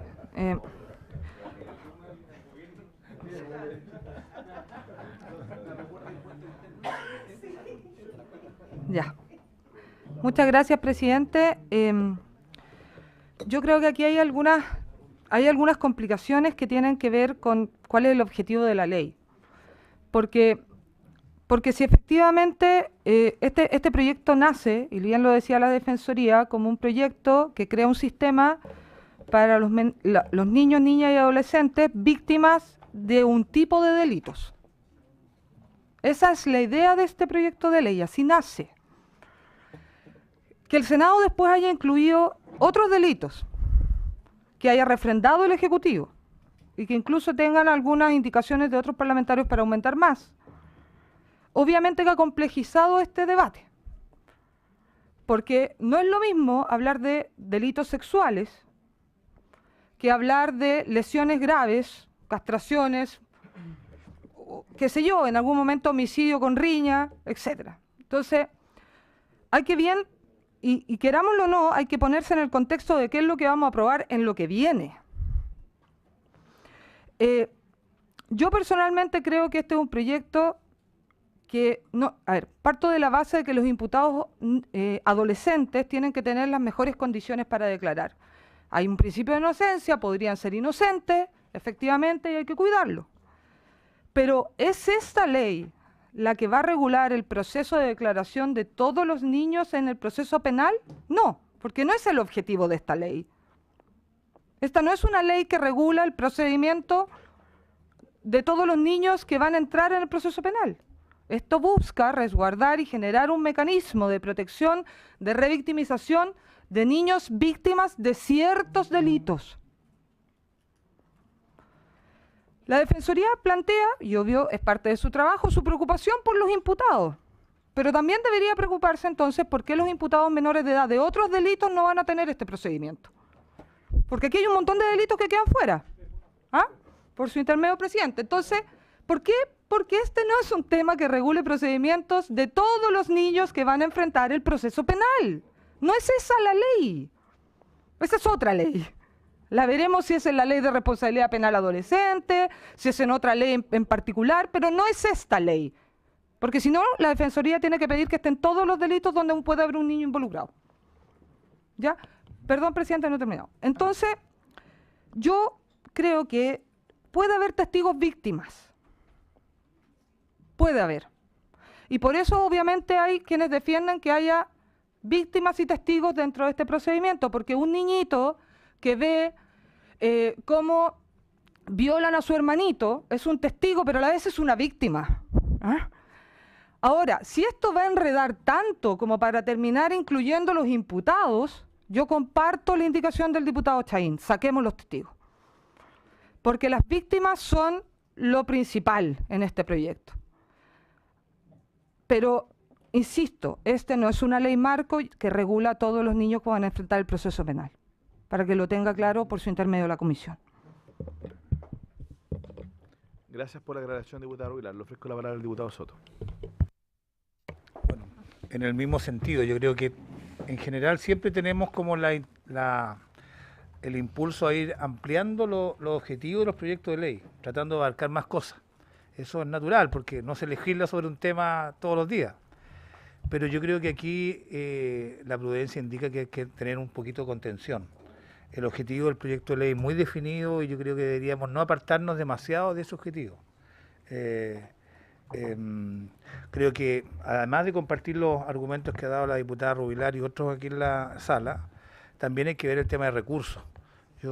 Tal como han hablado de que se va a ver una implementación gradual, en distintas regiones, viendo cómo funciona. Ciertamente incluir a todos los testigos de esta clase de delitos, ampliar los delitos, incluir a los imputados, sin duda hace bastante inviable que el proyecto comience a operar como está presupuestado. Yo creo que hay que tratar de circunscribirnos a la opción inicial, y yo me inclinaría incluso también por sacar a los testigos, porque ciertamente puede ser más peligroso para la operatividad de la ley que incluirlo, y todavía más cuando se incluyen a los imputados. Yo esperaría, digamos, que el objetivo, que es prevenir la victimización secundaria, estuviera impregnado en todas las decisiones que vamos tomando y no ampliarlas más allá de ese objetivo, si no se va a desvirtuar precisamente este proyecto de ley. ¿Qué presenté hoy día la indicación? Porque tal como lo dije en la sesión anterior, que tenía una duda de cuál era el mejor camino a seguir, que a mí lo que me hacía ruido era que tuviésemos solo víctimas y testigos, porque si efectivamente la idea matriz del proyecto era proteger los derechos de las niñas y niños dentro del marco del proceso penal, debíamos incluir a todos los intervinientes, ya sea en su calidad de víctima, testigo o imputado.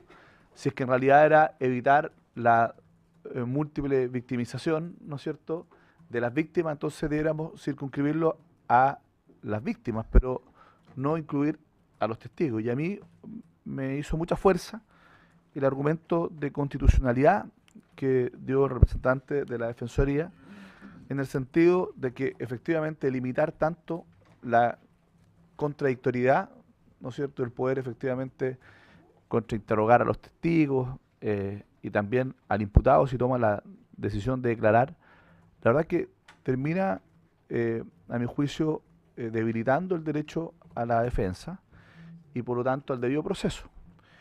Y por otro lado, si es que además tenemos una interpretación más restrictiva del Tribunal Constitucional en relación a las ideas matrices del proyecto, ya es complejo el que este proyecto, digamos, se amplía a los testigos, y sería ya mucho más complejo aún desde el punto de vista de sus ideas matrices que alcance a los niños y niñas imputados. Y por lo tanto, yo lo sostuve en la sesión anterior, dije que creía que o ampliábamos a los imputados o lo limitábamos solo a las víctimas. Y la verdad es que, como no alcanzaron a responder nuestros invitados, no alcancé a hacerme la convicción de hacia qué camino teníamos que transitar, ¿ya? Pero después de escucharlo hoy día, y por eso que es una indicación muy particular, no tiene que ver con el resto, todas nuestras indicaciones anteriores las presentamos un par de semanas, hace un par de semanas de anticipación.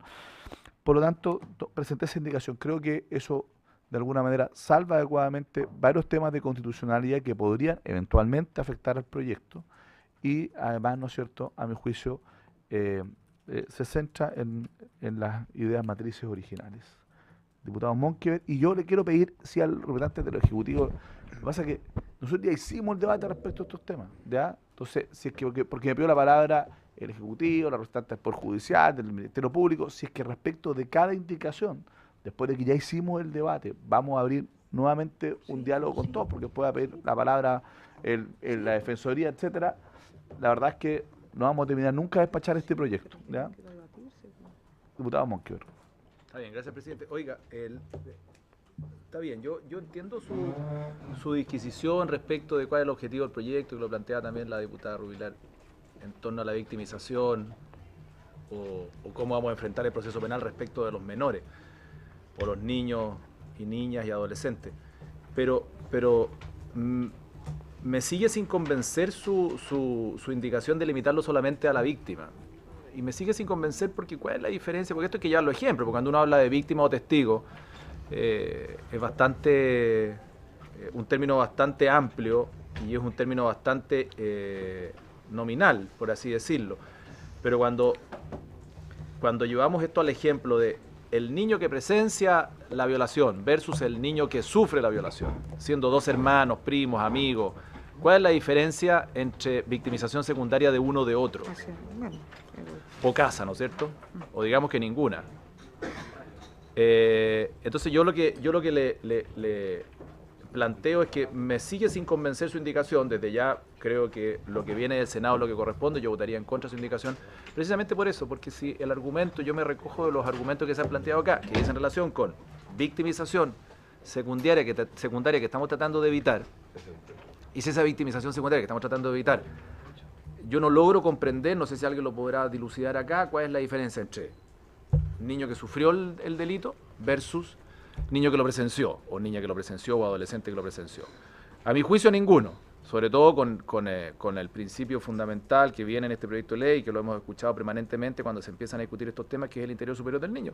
Respecto al imputado hay una situación distinta, estoy de acuerdo, porque es quien comete el delito o está siendo investigado porque cometió el delito y es adolescente. Está bien, puede ser, pero es una situación distinta respecto de un niño que está siendo víctima del delito o testigo. A mi juicio no hay diferencia, presidente. No hay diferencia. Entonces, a lo mejor puede ser por lo que dijo el diputado Soto y que los invitados asintieron moviendo la cabeza, a lo mejor porque hace muy engorroso el procedimiento, o muy costoso, o imposible de lograr. Si ya empezamos a meter no solamente delitos en el catálogo, en el artículo siguiente, sino que además ponemos actores judiciales, víctimas, testigos, imputados, y esto se hace interminable. Claro, al final vamos a tener que transformar todos los tribunales, la gradualidad va a ser eterna, no la vamos a ver nosotros ni nuestros nietos tampoco. Imposible. Por ahí a lo mejor puede ser, puedo entenderlo, O sea, ser pésimo. pero me cuesta entender y no logro ver la diferencia, y que me lo han planteado varios, de eliminar los testigos. Me cuesta y me resisto a eliminarlos porque creo que la victimización secundaria, y hay otras indicaciones que presenté que van en esa misma línea, de evitar la victimización secundaria, debe estar incorporado, a mi juicio, también el testigo. Y por lo tanto, su indicación esta vez la voy a votar en contra. Solo esta vez, ¿no? Sí. Le ofrezco la palabra al diputado Esquella. Presidente, yo planteé la inquietud respecto de los testigos y ya despejado el tema de los imputados.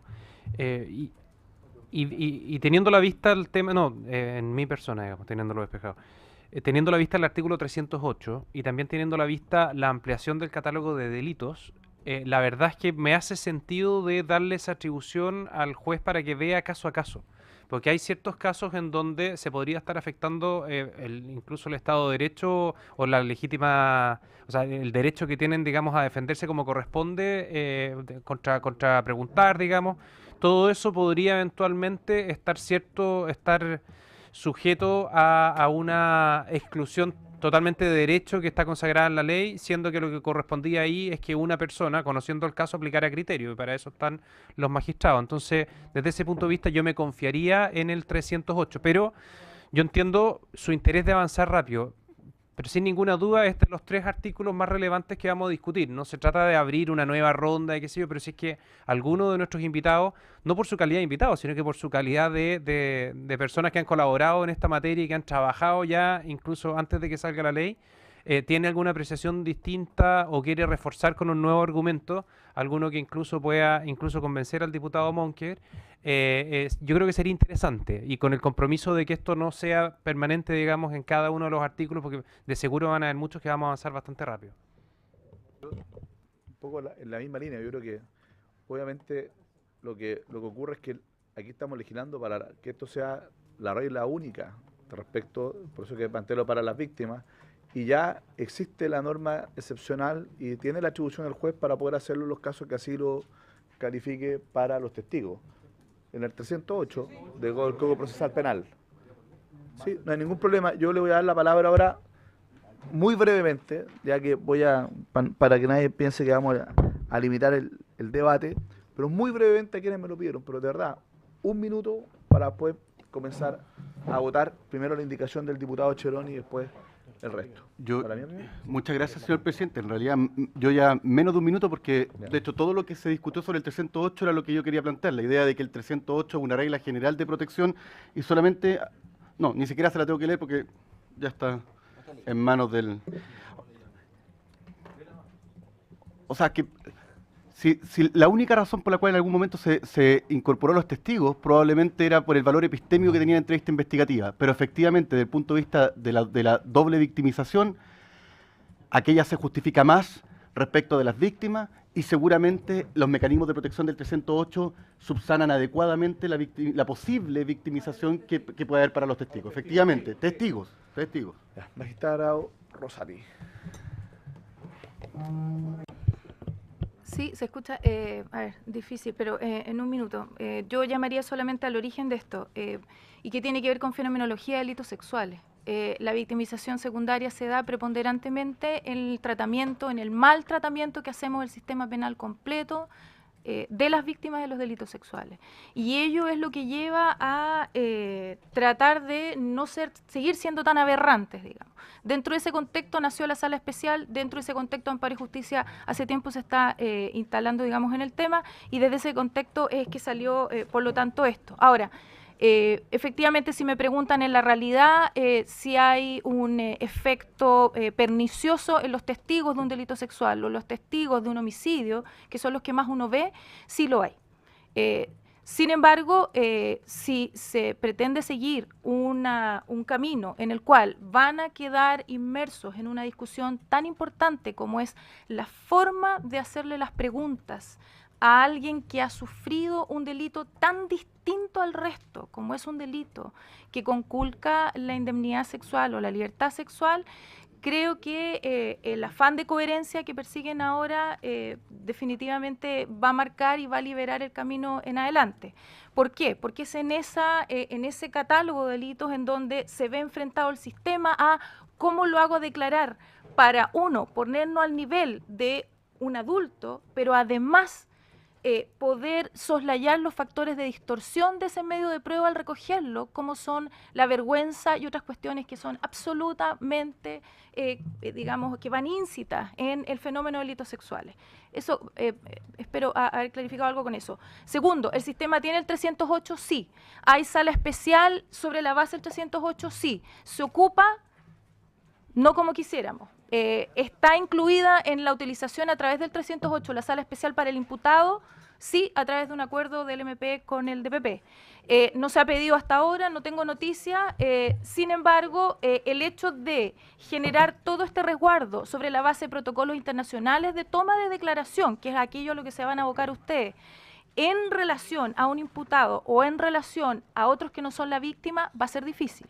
Ahora, cuestión aparte, y se ha hablado en la mesa, y yo he sido una de las, y no me voy a traicionar a mí misma en aquello, he sido una de las que insta por la protección de los testigos, soy yo, pero creo que puede haber una fórmula intermedia en que se proteja a través específicamente de esta normativa a las víctimas, y aquellos que son testigos de delitos, siendo menores de edad, pudiera llevar obligatoriedad de medidas del 308 específicamente, y eso es una solicitud que hago a la mesa, como la hice en el Senado, sala especial obligatoria, para evitar que, y que eso de hecho va absolutamente de acuerdo con el convenio que ya suscribieron Defensoría Penal Pública y Ministerio Público, y que haría obligatorio de alguna forma que, siendo un menor de edad testigo, no entremos al debate de si es necesario o no aislarlo de la sala.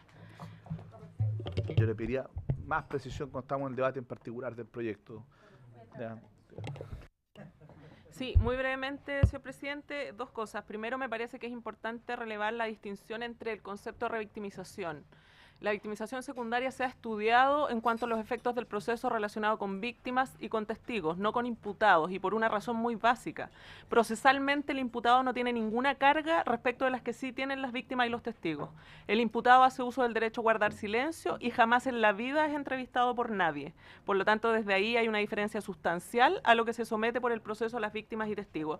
Y solo para efecto de favorecer el debate, probablemente les doy como dato estadístico que he hecho el análisis por el Ministerio Público y el levantamiento de cuántas víctimas y testigos menores de 18 años, niños, niñas y adolescentes, el año 2016 ingresaron, 20.000 aproximadamente, por si eso les sirve para efectos de tomar una decisión teniendo presente esa situación en orden. Muchas gracias. Diputado Monque, y votamos. Sí. No, lo que pasa es que leí los artículos, presidente, y como uno tiene el defecto de ser abogado, estamos todos aquí en la comisión, a veces es una virtud. El 308, y eso, dejémoslo para aclararlo, el inciso tercero, a ver, el inciso primero dice que el tribunal en los casos graves y calificados, y ahí sigue. Y el mismo artículo en su inciso final establece que lo que son los casos graves y calificados. Y a mi juicio no entra acá eso. porque señala que los casos graves y calificados los tiene que venir en una solicitud fundada de la existencia de malos tratos de obra o de amenaza en los términos del artículo 296 del Código Penal. Por eso fui a buscar el Código Penal. El artículo 296 del Código Penal dice que esos casos son los que dicen relación con amenazas serias a otro con causar a él mismo, su familia o en su persona, honra o propiedad, un mal que constituya delito. O sea, en el fondo es cuando alguien lo amenaza. Si el testigo se siente amenazado porque le dice, oye, te voy a matar si vaya a testiguar. Entonces no entra acá eso. O sea, está claro que acá no entra. Entonces, si vamos a dejar afuera a los testigos, no los dejemos por este artículo. Hagamos una indicación que diga que en casos graves, calificados, por el interés superior del niño, podemos también derivar a los testigos a este sistema de video grabado, pero no en virtud del artículo 296 y 308. Diputado Esquella. Espera, déjame conducir. Diputado Esquella. O sea, si está el ánimo, yo votaría en la línea de la indicación suya. Bueno, ponemos todas las indicaciones en votación, pero si es que prospera la suya, redactamos mientras tanto, aprovechamos de redactar un segundo inciso que acote lo que acaba de señalar el diputado Monkever y lo ponemos como inciso segundo del artículo primero, para el caso de los testigos, en esa línea. Claro, y recogemos lo que decía la jueza, exacto. Y si quiere dejamos votado lo de los testigos para que tenga sentido el avanzar en esa redacción. Yo creo que esa es una buena propuesta. Votemos la indicación, me dice el señor secretario que tenemos que partir por la que presenté yo porque es más general, que partamos por esa. En caso de ser rechazada, votamos la del diputado Cheroni. En caso de ser aprobada, se da por rechazada al diputado Cheroni por incompatible. Y mientras tanto se prepara una indicación. Así que tenemos todavía un buen rato para poder discutir el artículo primero, por lo tanto podemos seguir con las demás indicaciones mientras se redacta aquella y después la sometemos a consideración. Sí, así es, en votación. Entonces, presidente. Sí, secretario. Presidente, la indicación suya es para eliminar la expresión o testigos cada vez que se mencione en todo el cuerpo del presente proyecto.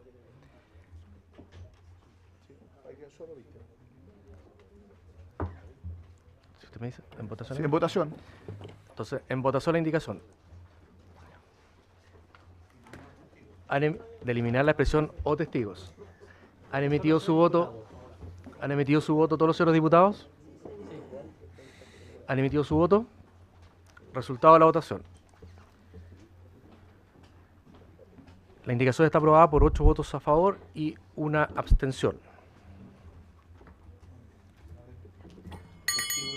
Aprobada la indicación y la indicación asignada con el número 2 del diputado Cheroni se da por rechazada por ser incompatible con lo que recientemente hemos aprobado. ¿O la quiere retirar? ¿O la quiere retirar? ¿Cómo? Nada, bueno, entonces la vamos por retirada la del diputado Cheroni. Muy bien. Retirada. Presidente. Señor secretario. Corresponde votar la indicación asignada con el número 3 del Ejecutivo, que es para sustituir en el inciso primero del artículo primero la expresión los delitos contemplados en los párrafos quinto y sexto del título séptimo del libro segundo del Código Penal, así como en sus artículos 141, 142 y 433, número 1, cuando se trate de alguno de los delitos contenidos en los párrafos precedentemente indicados, y también los contenidos en los artículos 372 bis, 374 bis, 390, 391, 392, 394, 411 bis, 411 ter y 411 quater, todos del Código Penal, por la expresión los delitos contemplados en los párrafos quinto y sexto del título séptimo del libro segundo y en los artículos 141, inciso cuarto y quinto, 142, 372 bis, 374 bis, 390, 391, 395, 397 número 1, 411 bis, 411 ter, 411 quater y 433 número 1, todos del Código Penal. Yo propongo que podamos, a lo mejor, ya el Ejecutivo explicó esta indicación, sin perjuicio podemos darle la palabra nuevamente para que pueda explicitarla, pero que la podamos discutir conjuntamente con la número 4, que la retira ya. Ya, perfecto. Ya. Sí. Retirada entonces la número 4. Ofrezco la palabra en relación a la indicación número 3 del Ejecutivo. Ofrezco la palabra en votación.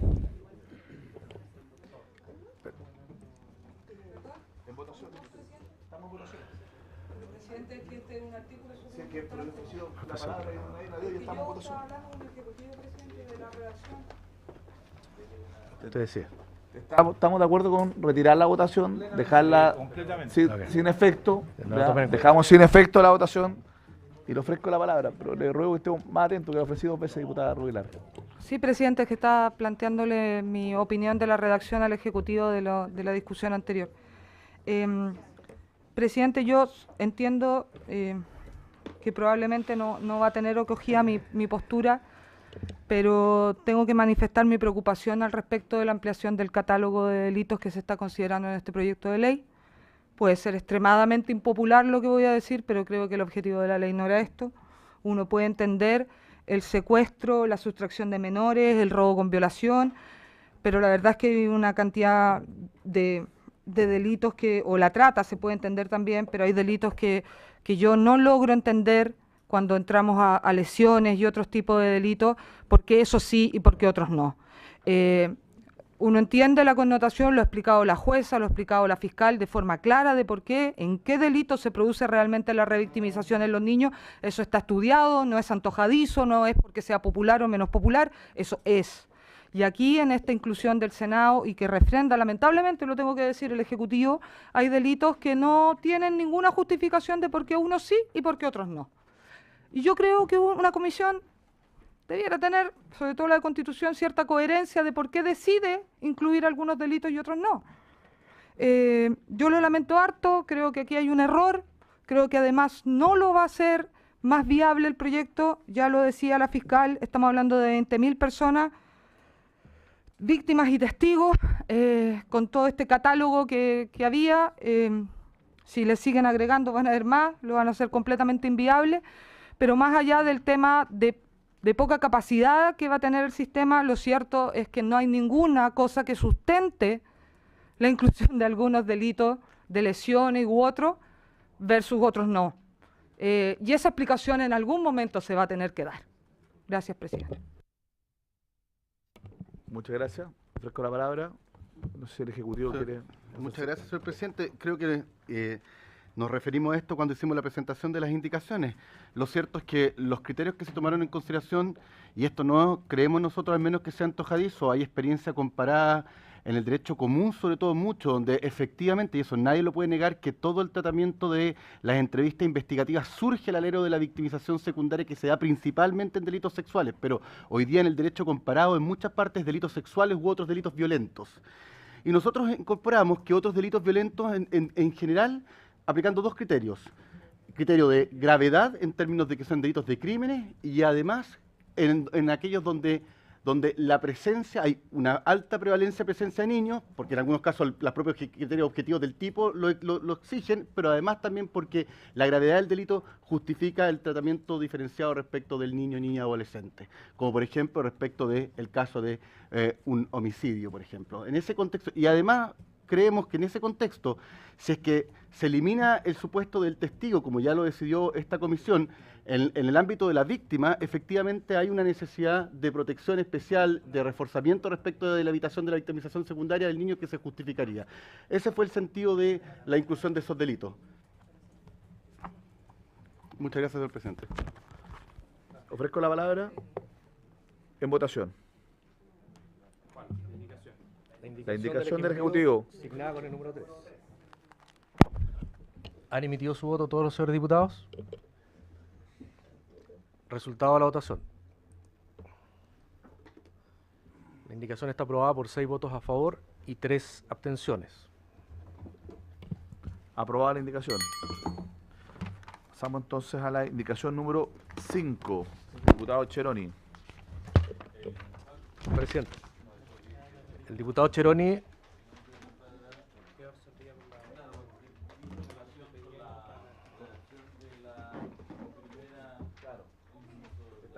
estaba relacionada con la indicación que incorporaba a los imputados y por lo tanto la retira. Retirada la indicación. La número 6 del diputado Cheroni. Presidente, tenemos... La Secretaría tiene una observación. A ver. La Secretaría tiene una observación técnica. Le ofrezco la palabra. Esto yo no toca. Rápidamente, en la minuta que está en sus carpetas, en la minuta que está en sus carpetas, se plantea lo siguiente. La frase entrevista investigativa videograbada se repite 42 veces en el proyecto de ley y entrevistas investigativas videograbadas 8. 50 veces se está diciendo entrevista video. Esta es la oportunidad si acaso van a perseverar en ese criterio o si acaso van a trabajar con un acrónimo, que es una técnica legislativa que se ocupa cuando una frase se reitera bastante en el proyecto de ley.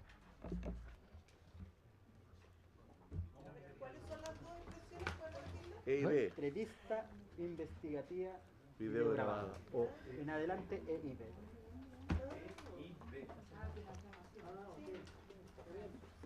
Y así cada vez que aparece se reemplaza. ¿Hay que correr? Sí. O sea, en las 48 veces hay que cambiar. Esa es la idea. Y en adelante usted se va a referir a ella como la EIB.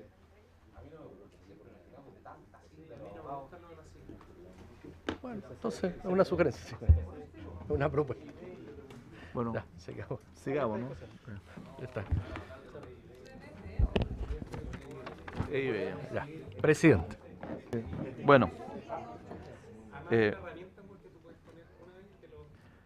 La sexta está retirada. La indicación número 7. ¿También está retirada la 6? Espera, no se retiró la 5. La 6. Espérate.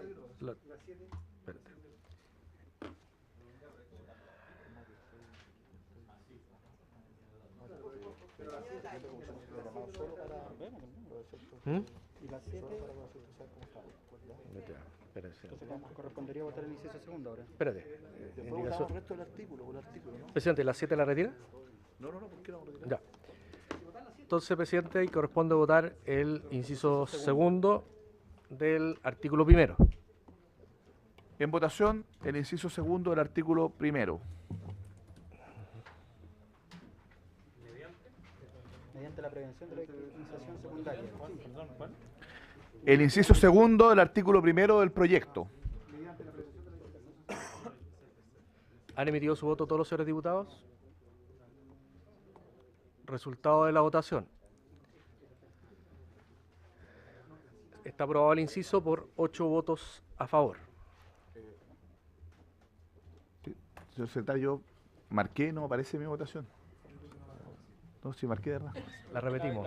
Así que para que la puedan... Se puede agregar. Recabo el acuerdo de la comisión para poder agregar mi voto afirmativo. No, sí, marqué, no sabía. Marqué. Lo que pasa es que aquí no... Le trato de hacer sombra acá para ver si que aparece, no me sale la sombra. Ya. Presidente, el inciso tercero tiene una indicación suya. No, es un nuevo inciso cuarto. Perdón. El inciso tercero. Entonces hay que votar el inciso tercero. En votación el inciso tercero.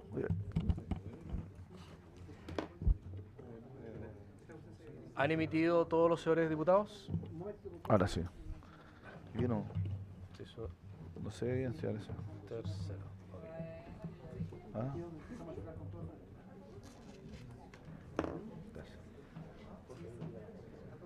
¿Han emitido su voto todos los señores diputados? Está en votación el inciso tercero. Resultado de la votación.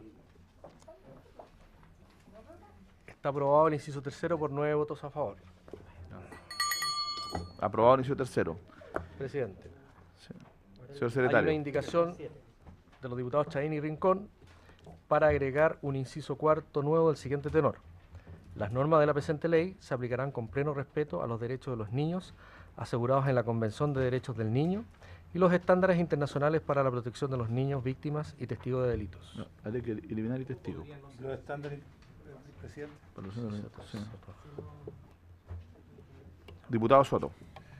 Presidente, yo entiendo que las convenciones y tratados internacionales son parte de la legislación vigente, pero aquí en esta indicación y en la que sigue se hacen referencia a estándares internacionales para la protección de los niños víctimas y testigos de delitos, que primero no sé cuáles son, dónde están contenidos, hay un tema de precisión, y en el número 8, que probablemente también lo vamos a ver, se hace referencia a las declaraciones y directrices que lo complementan en esta materia, que probablemente no tienen el mismo rango de tratado internacional.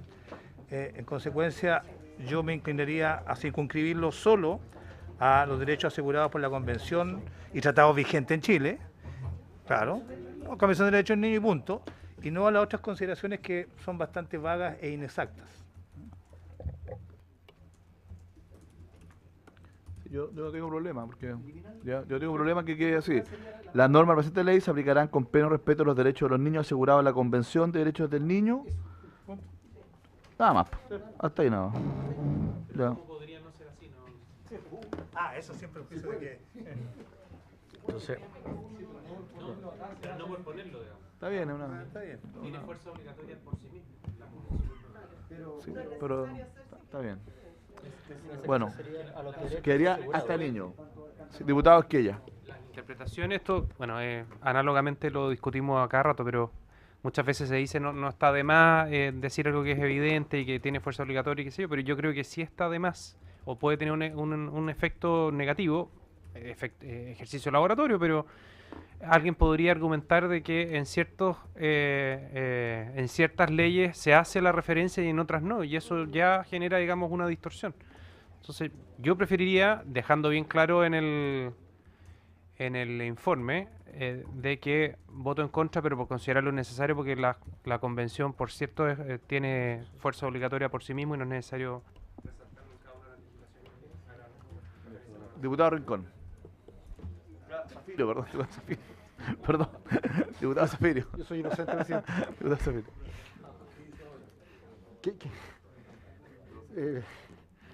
Dígalo con mi micrófono encendido, presidente, por favor. Por tercera de diputado Zafirio. No, una broma. No, es que en la ley sobre responsabilidad penal al adolescente se hace referencia a la Convención de Derechos del Niño. Entonces, o sea, para mí es un valor que una norma de carácter internacional aprobada por Chile la vayamos reproduciendo a lo menos como piso en nuestra legislación. En aquellos casos en que pudiera existir contradicción entre una norma y una convención, sepamos que tenemos un sustrato mínimo al cual tenemos que someternos, que es la convención. Yo creo que es importante señalarlo, aunque parezca redundante. Sí, yo quisiera agregar que, obviamente, para los efectos de poder interpretar y aplicar esta ley, el explicitarlo, además, ¿no es cierto?, en el artículo primero de la misma, a mí me parece que efectivamente ayuda para los efectos de poder, de alguna manera, establecer que esta ley no puede en ningún momento en su aplicación servir para poder alejarse de los derechos que están garantizados en la Convención. Gracias.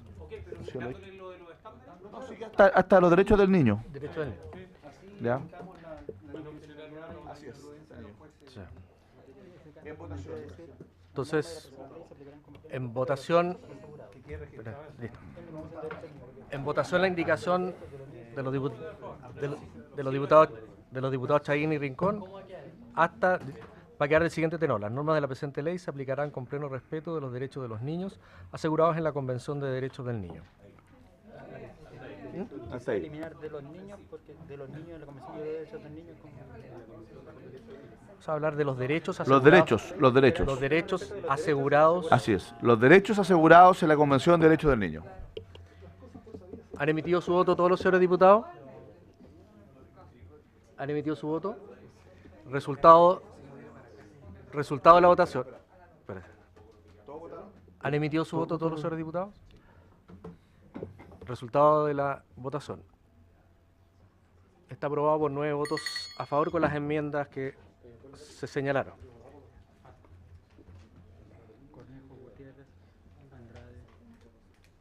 Presidente, artículo segundo. El artículo segundo tiene una indicación de los diputados Chayín y Rincón para agregar, luego del punto final, que pasa a ser seguido lo siguiente. Del mismo modo serán consideradas la Convención de los Derechos del Niño, las declaraciones y directrices que lo complementan en esta materia.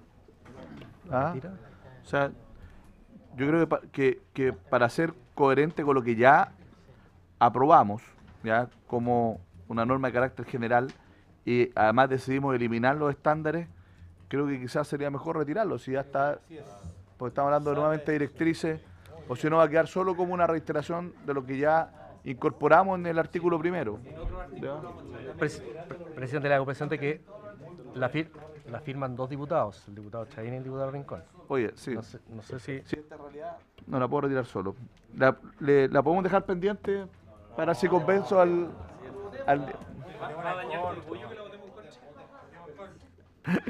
yo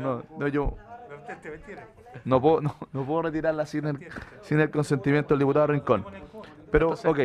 Presidente. En votación, entonces, en votación la indicación. Sí. ¿Han votado todos los señores diputados? ¿Han votado todos los señores diputados? Resultado de la votación.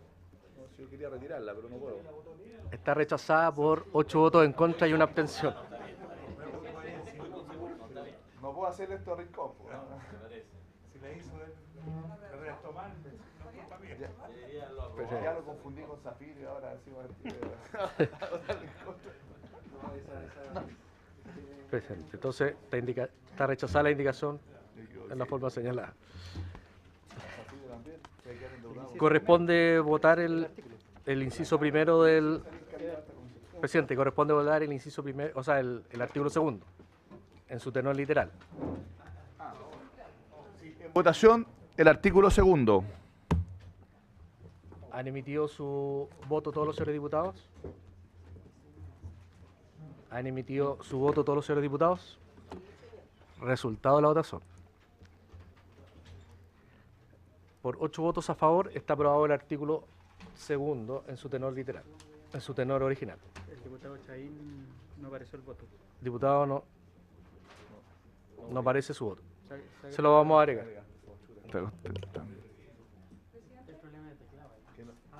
Es que no se ve acá cuando dice confirmado. No, lo que pasa es que tiene que esperar a que yo lo inicie acá, porque si marca antes no lo va a marcar. Entonces, presidente, el artículo tercero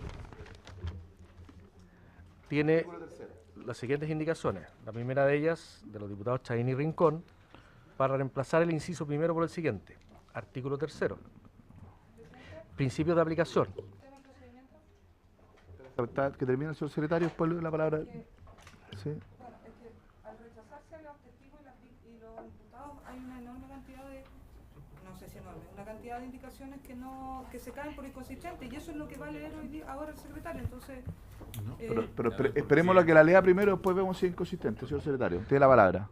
Presidente, la indicación es de los diputados Chaín y Rincón para reemplazar el inciso primero del artículo tercero por el siguiente. Artículo tercero, principios de aplicación. Con el fin de garantizar justicia para los niños víctimas y testigos de delitos, los profesionales y demás personas responsables del bienestar de estos deben respetar, en las etapas de denuncia, investigación y juzgamiento, los siguientes principios de alcance general. Después la Secretaría edita... Nosotros editamos lo que se aprobó. De los testigos y esas cosas.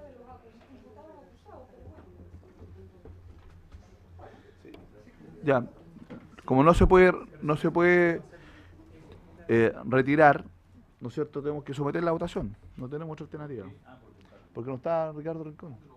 Entonces, ya. En votación la indicación. Déjeme. Sí, en votación. En votación. En votación. ¿Han emitido su voto todos los señores y señoras diputadas?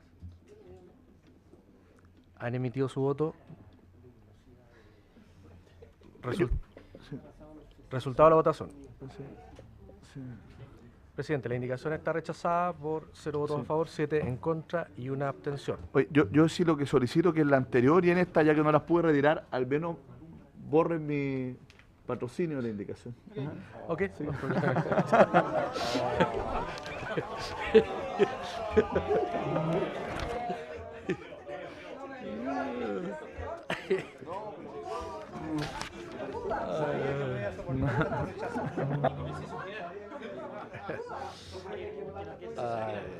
Que no quiero aparecer votando en contra de mi propia indicación, entonces.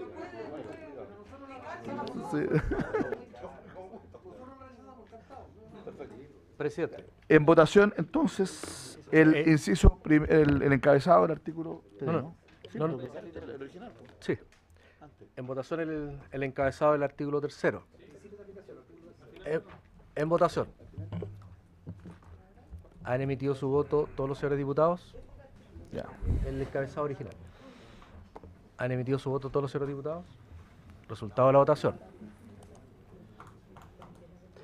Está aprobado por 6 votos. Yo creo que no marcaron todos.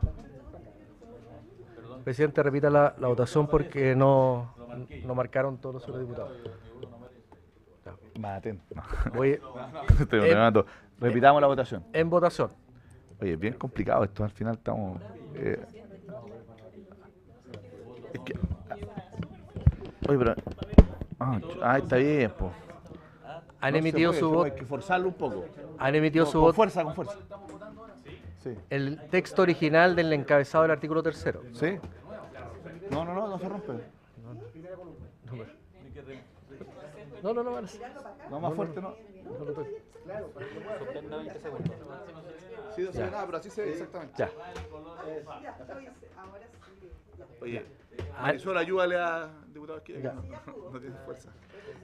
¿Han emitido su voto todos los señores diputados? Resultado de la votación. Alguien no está marcando. ¿Alguien no? ¿Qué diputados no marcaron? El diputado Soto no está. Sí, se retiró. Y el diputado Zafiro no marcó. Sí, lo podemos agregar. Sí. Bueno, entonces aprobado. ¿Y agregamos el voto afirmativo del diputado Zafirio? Sí, claro. Perfecto. Entonces son 7. ¿Cuántos se fueron? 7-0. Presidente, corresponde ahora votar una indicación suya y del diputado Rincón que es para reemplazar la letra A del artículo 3º por el siguiente. A. Interés superior del niño. Si bien deberán salvaguardarse los derechos de los imputados, acusados o declarados culpables, todo niño tendrá derecho a que su interés superior sea la consideración primordial. Esto incluye el derecho a la protección y a una posibilidad de desarrollarse en forma adecuada, ya que se le evite sufrimiento. Ya. Voy a retirar también mi firma. Voy a retirar también mi firma de esa indicación y la sometemos en votación. No puedo retirarla, pero... Sí.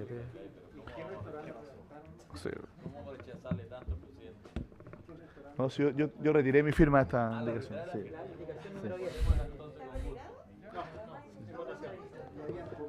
Espérate, la indicación número 10. Ya. No, todavía no está activo. Presidente. Indicación número 10. Ya, entonces, en votación la indicación número 10, que es solo el diputado Rincón. Sí, en votación la indicación número 10. ¿Han votado todos los señores diputados? ¿Han votado todos los señores diputados? Resultado de la votación.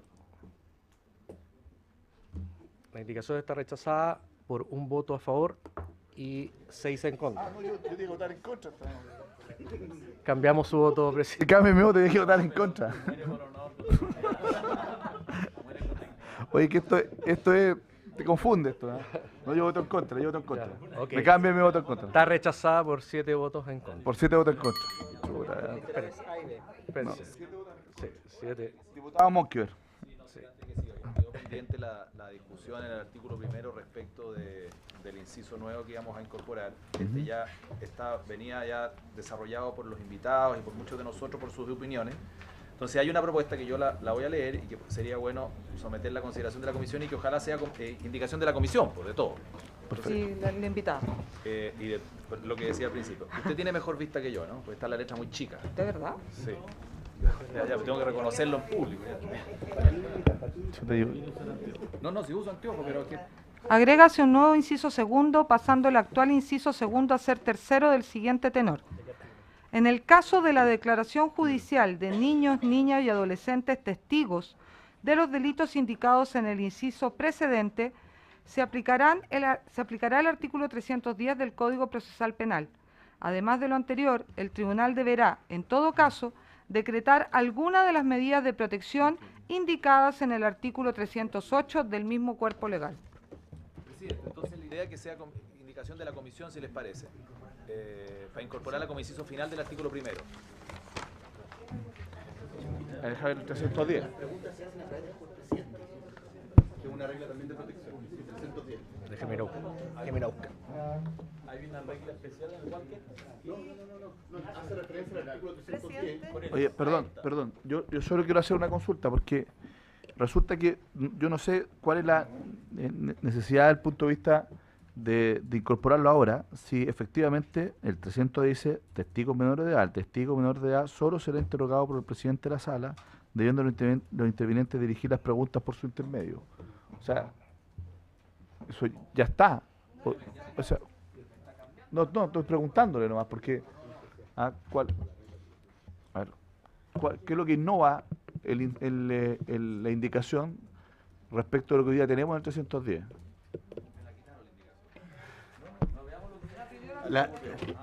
La norma lo que hace, señor presidente, es básicamente reafirmar en términos de declaración que el testimonio la declaración se toma a través de preguntas que se realizan por intermedio del juez presidente.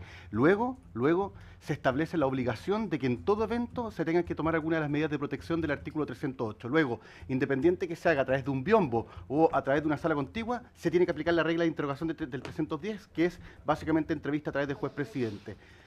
La idea es que quede claro para el juez presidente que cualquiera sea la medida que él tome, tiene que ser él el que haga el que a través de él se haga el interrogatorio. Ese es el sentido, señor presidente.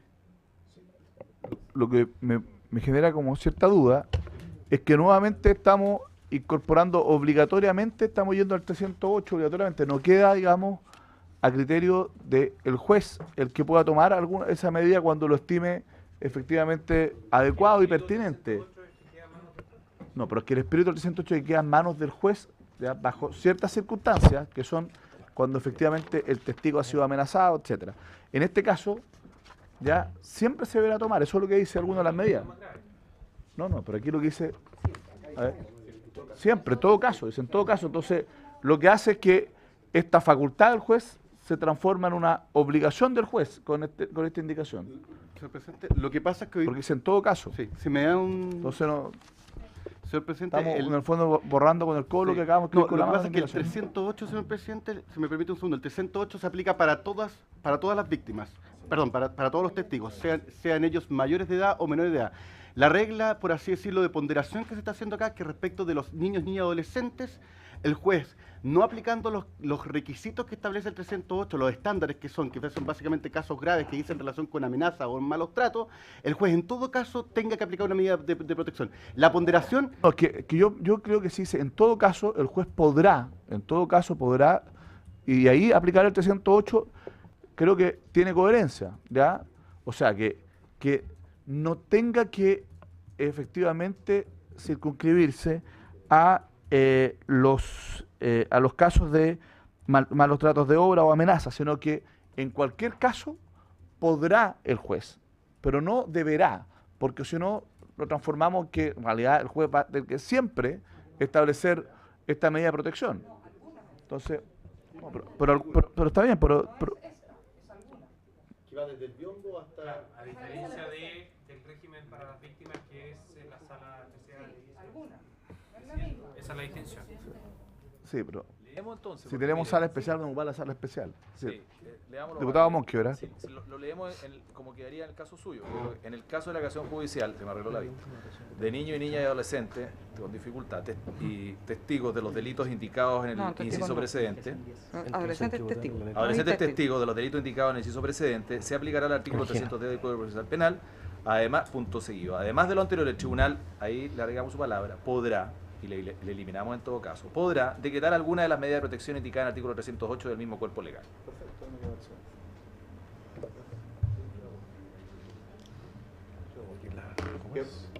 En votación, la indicación que ha dado lectura el diputado Monqui. ¿La dejaron en podrá? Sí. No, pues sí, es obvio que no. Po. Si es alguna de las... Dele una vuelta. Okay. Haga una cosa. Diputado, antes... Sigamos y dele una vuelta para... traer una redacción y la votamos para la siguiente sesión. Es una conversación. Lo que pasa es que el podrá va a significar que no se va a aplicar. Así es. Claro, pero si respecto a los testigos, entonces vamos a volver algo bastante similar a lo que teníamos originalmente. Está bien, pero si no es tan amplio el abanico. ¿Ya? Entonces, yo por lo menos creo que tenemos dos posibilidades, o lo dejamos para la próxima sesión, o lo dejamos con el podrá. Ahora, además me parece innecesario hacer la referencia al 310 acá.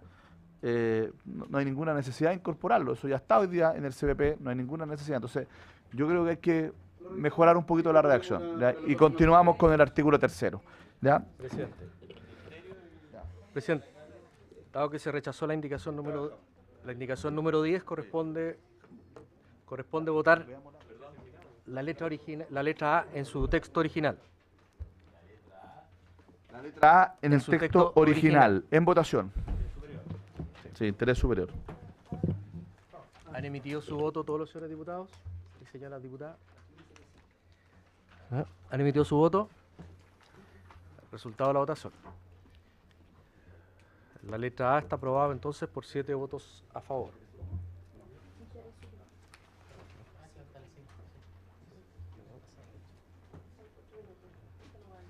Presidente. Espera. Sí. Así nos pasa. No, sí, nos pasamos. Ya. Se entiende, ya prorrogamos que estábamos en votación. ¿Ya? Pero ha terminado el horario, por lo tanto, habiéndose cumplido con el objeto de la presente sesión, se levanta. Entonces aquí queda pendiente.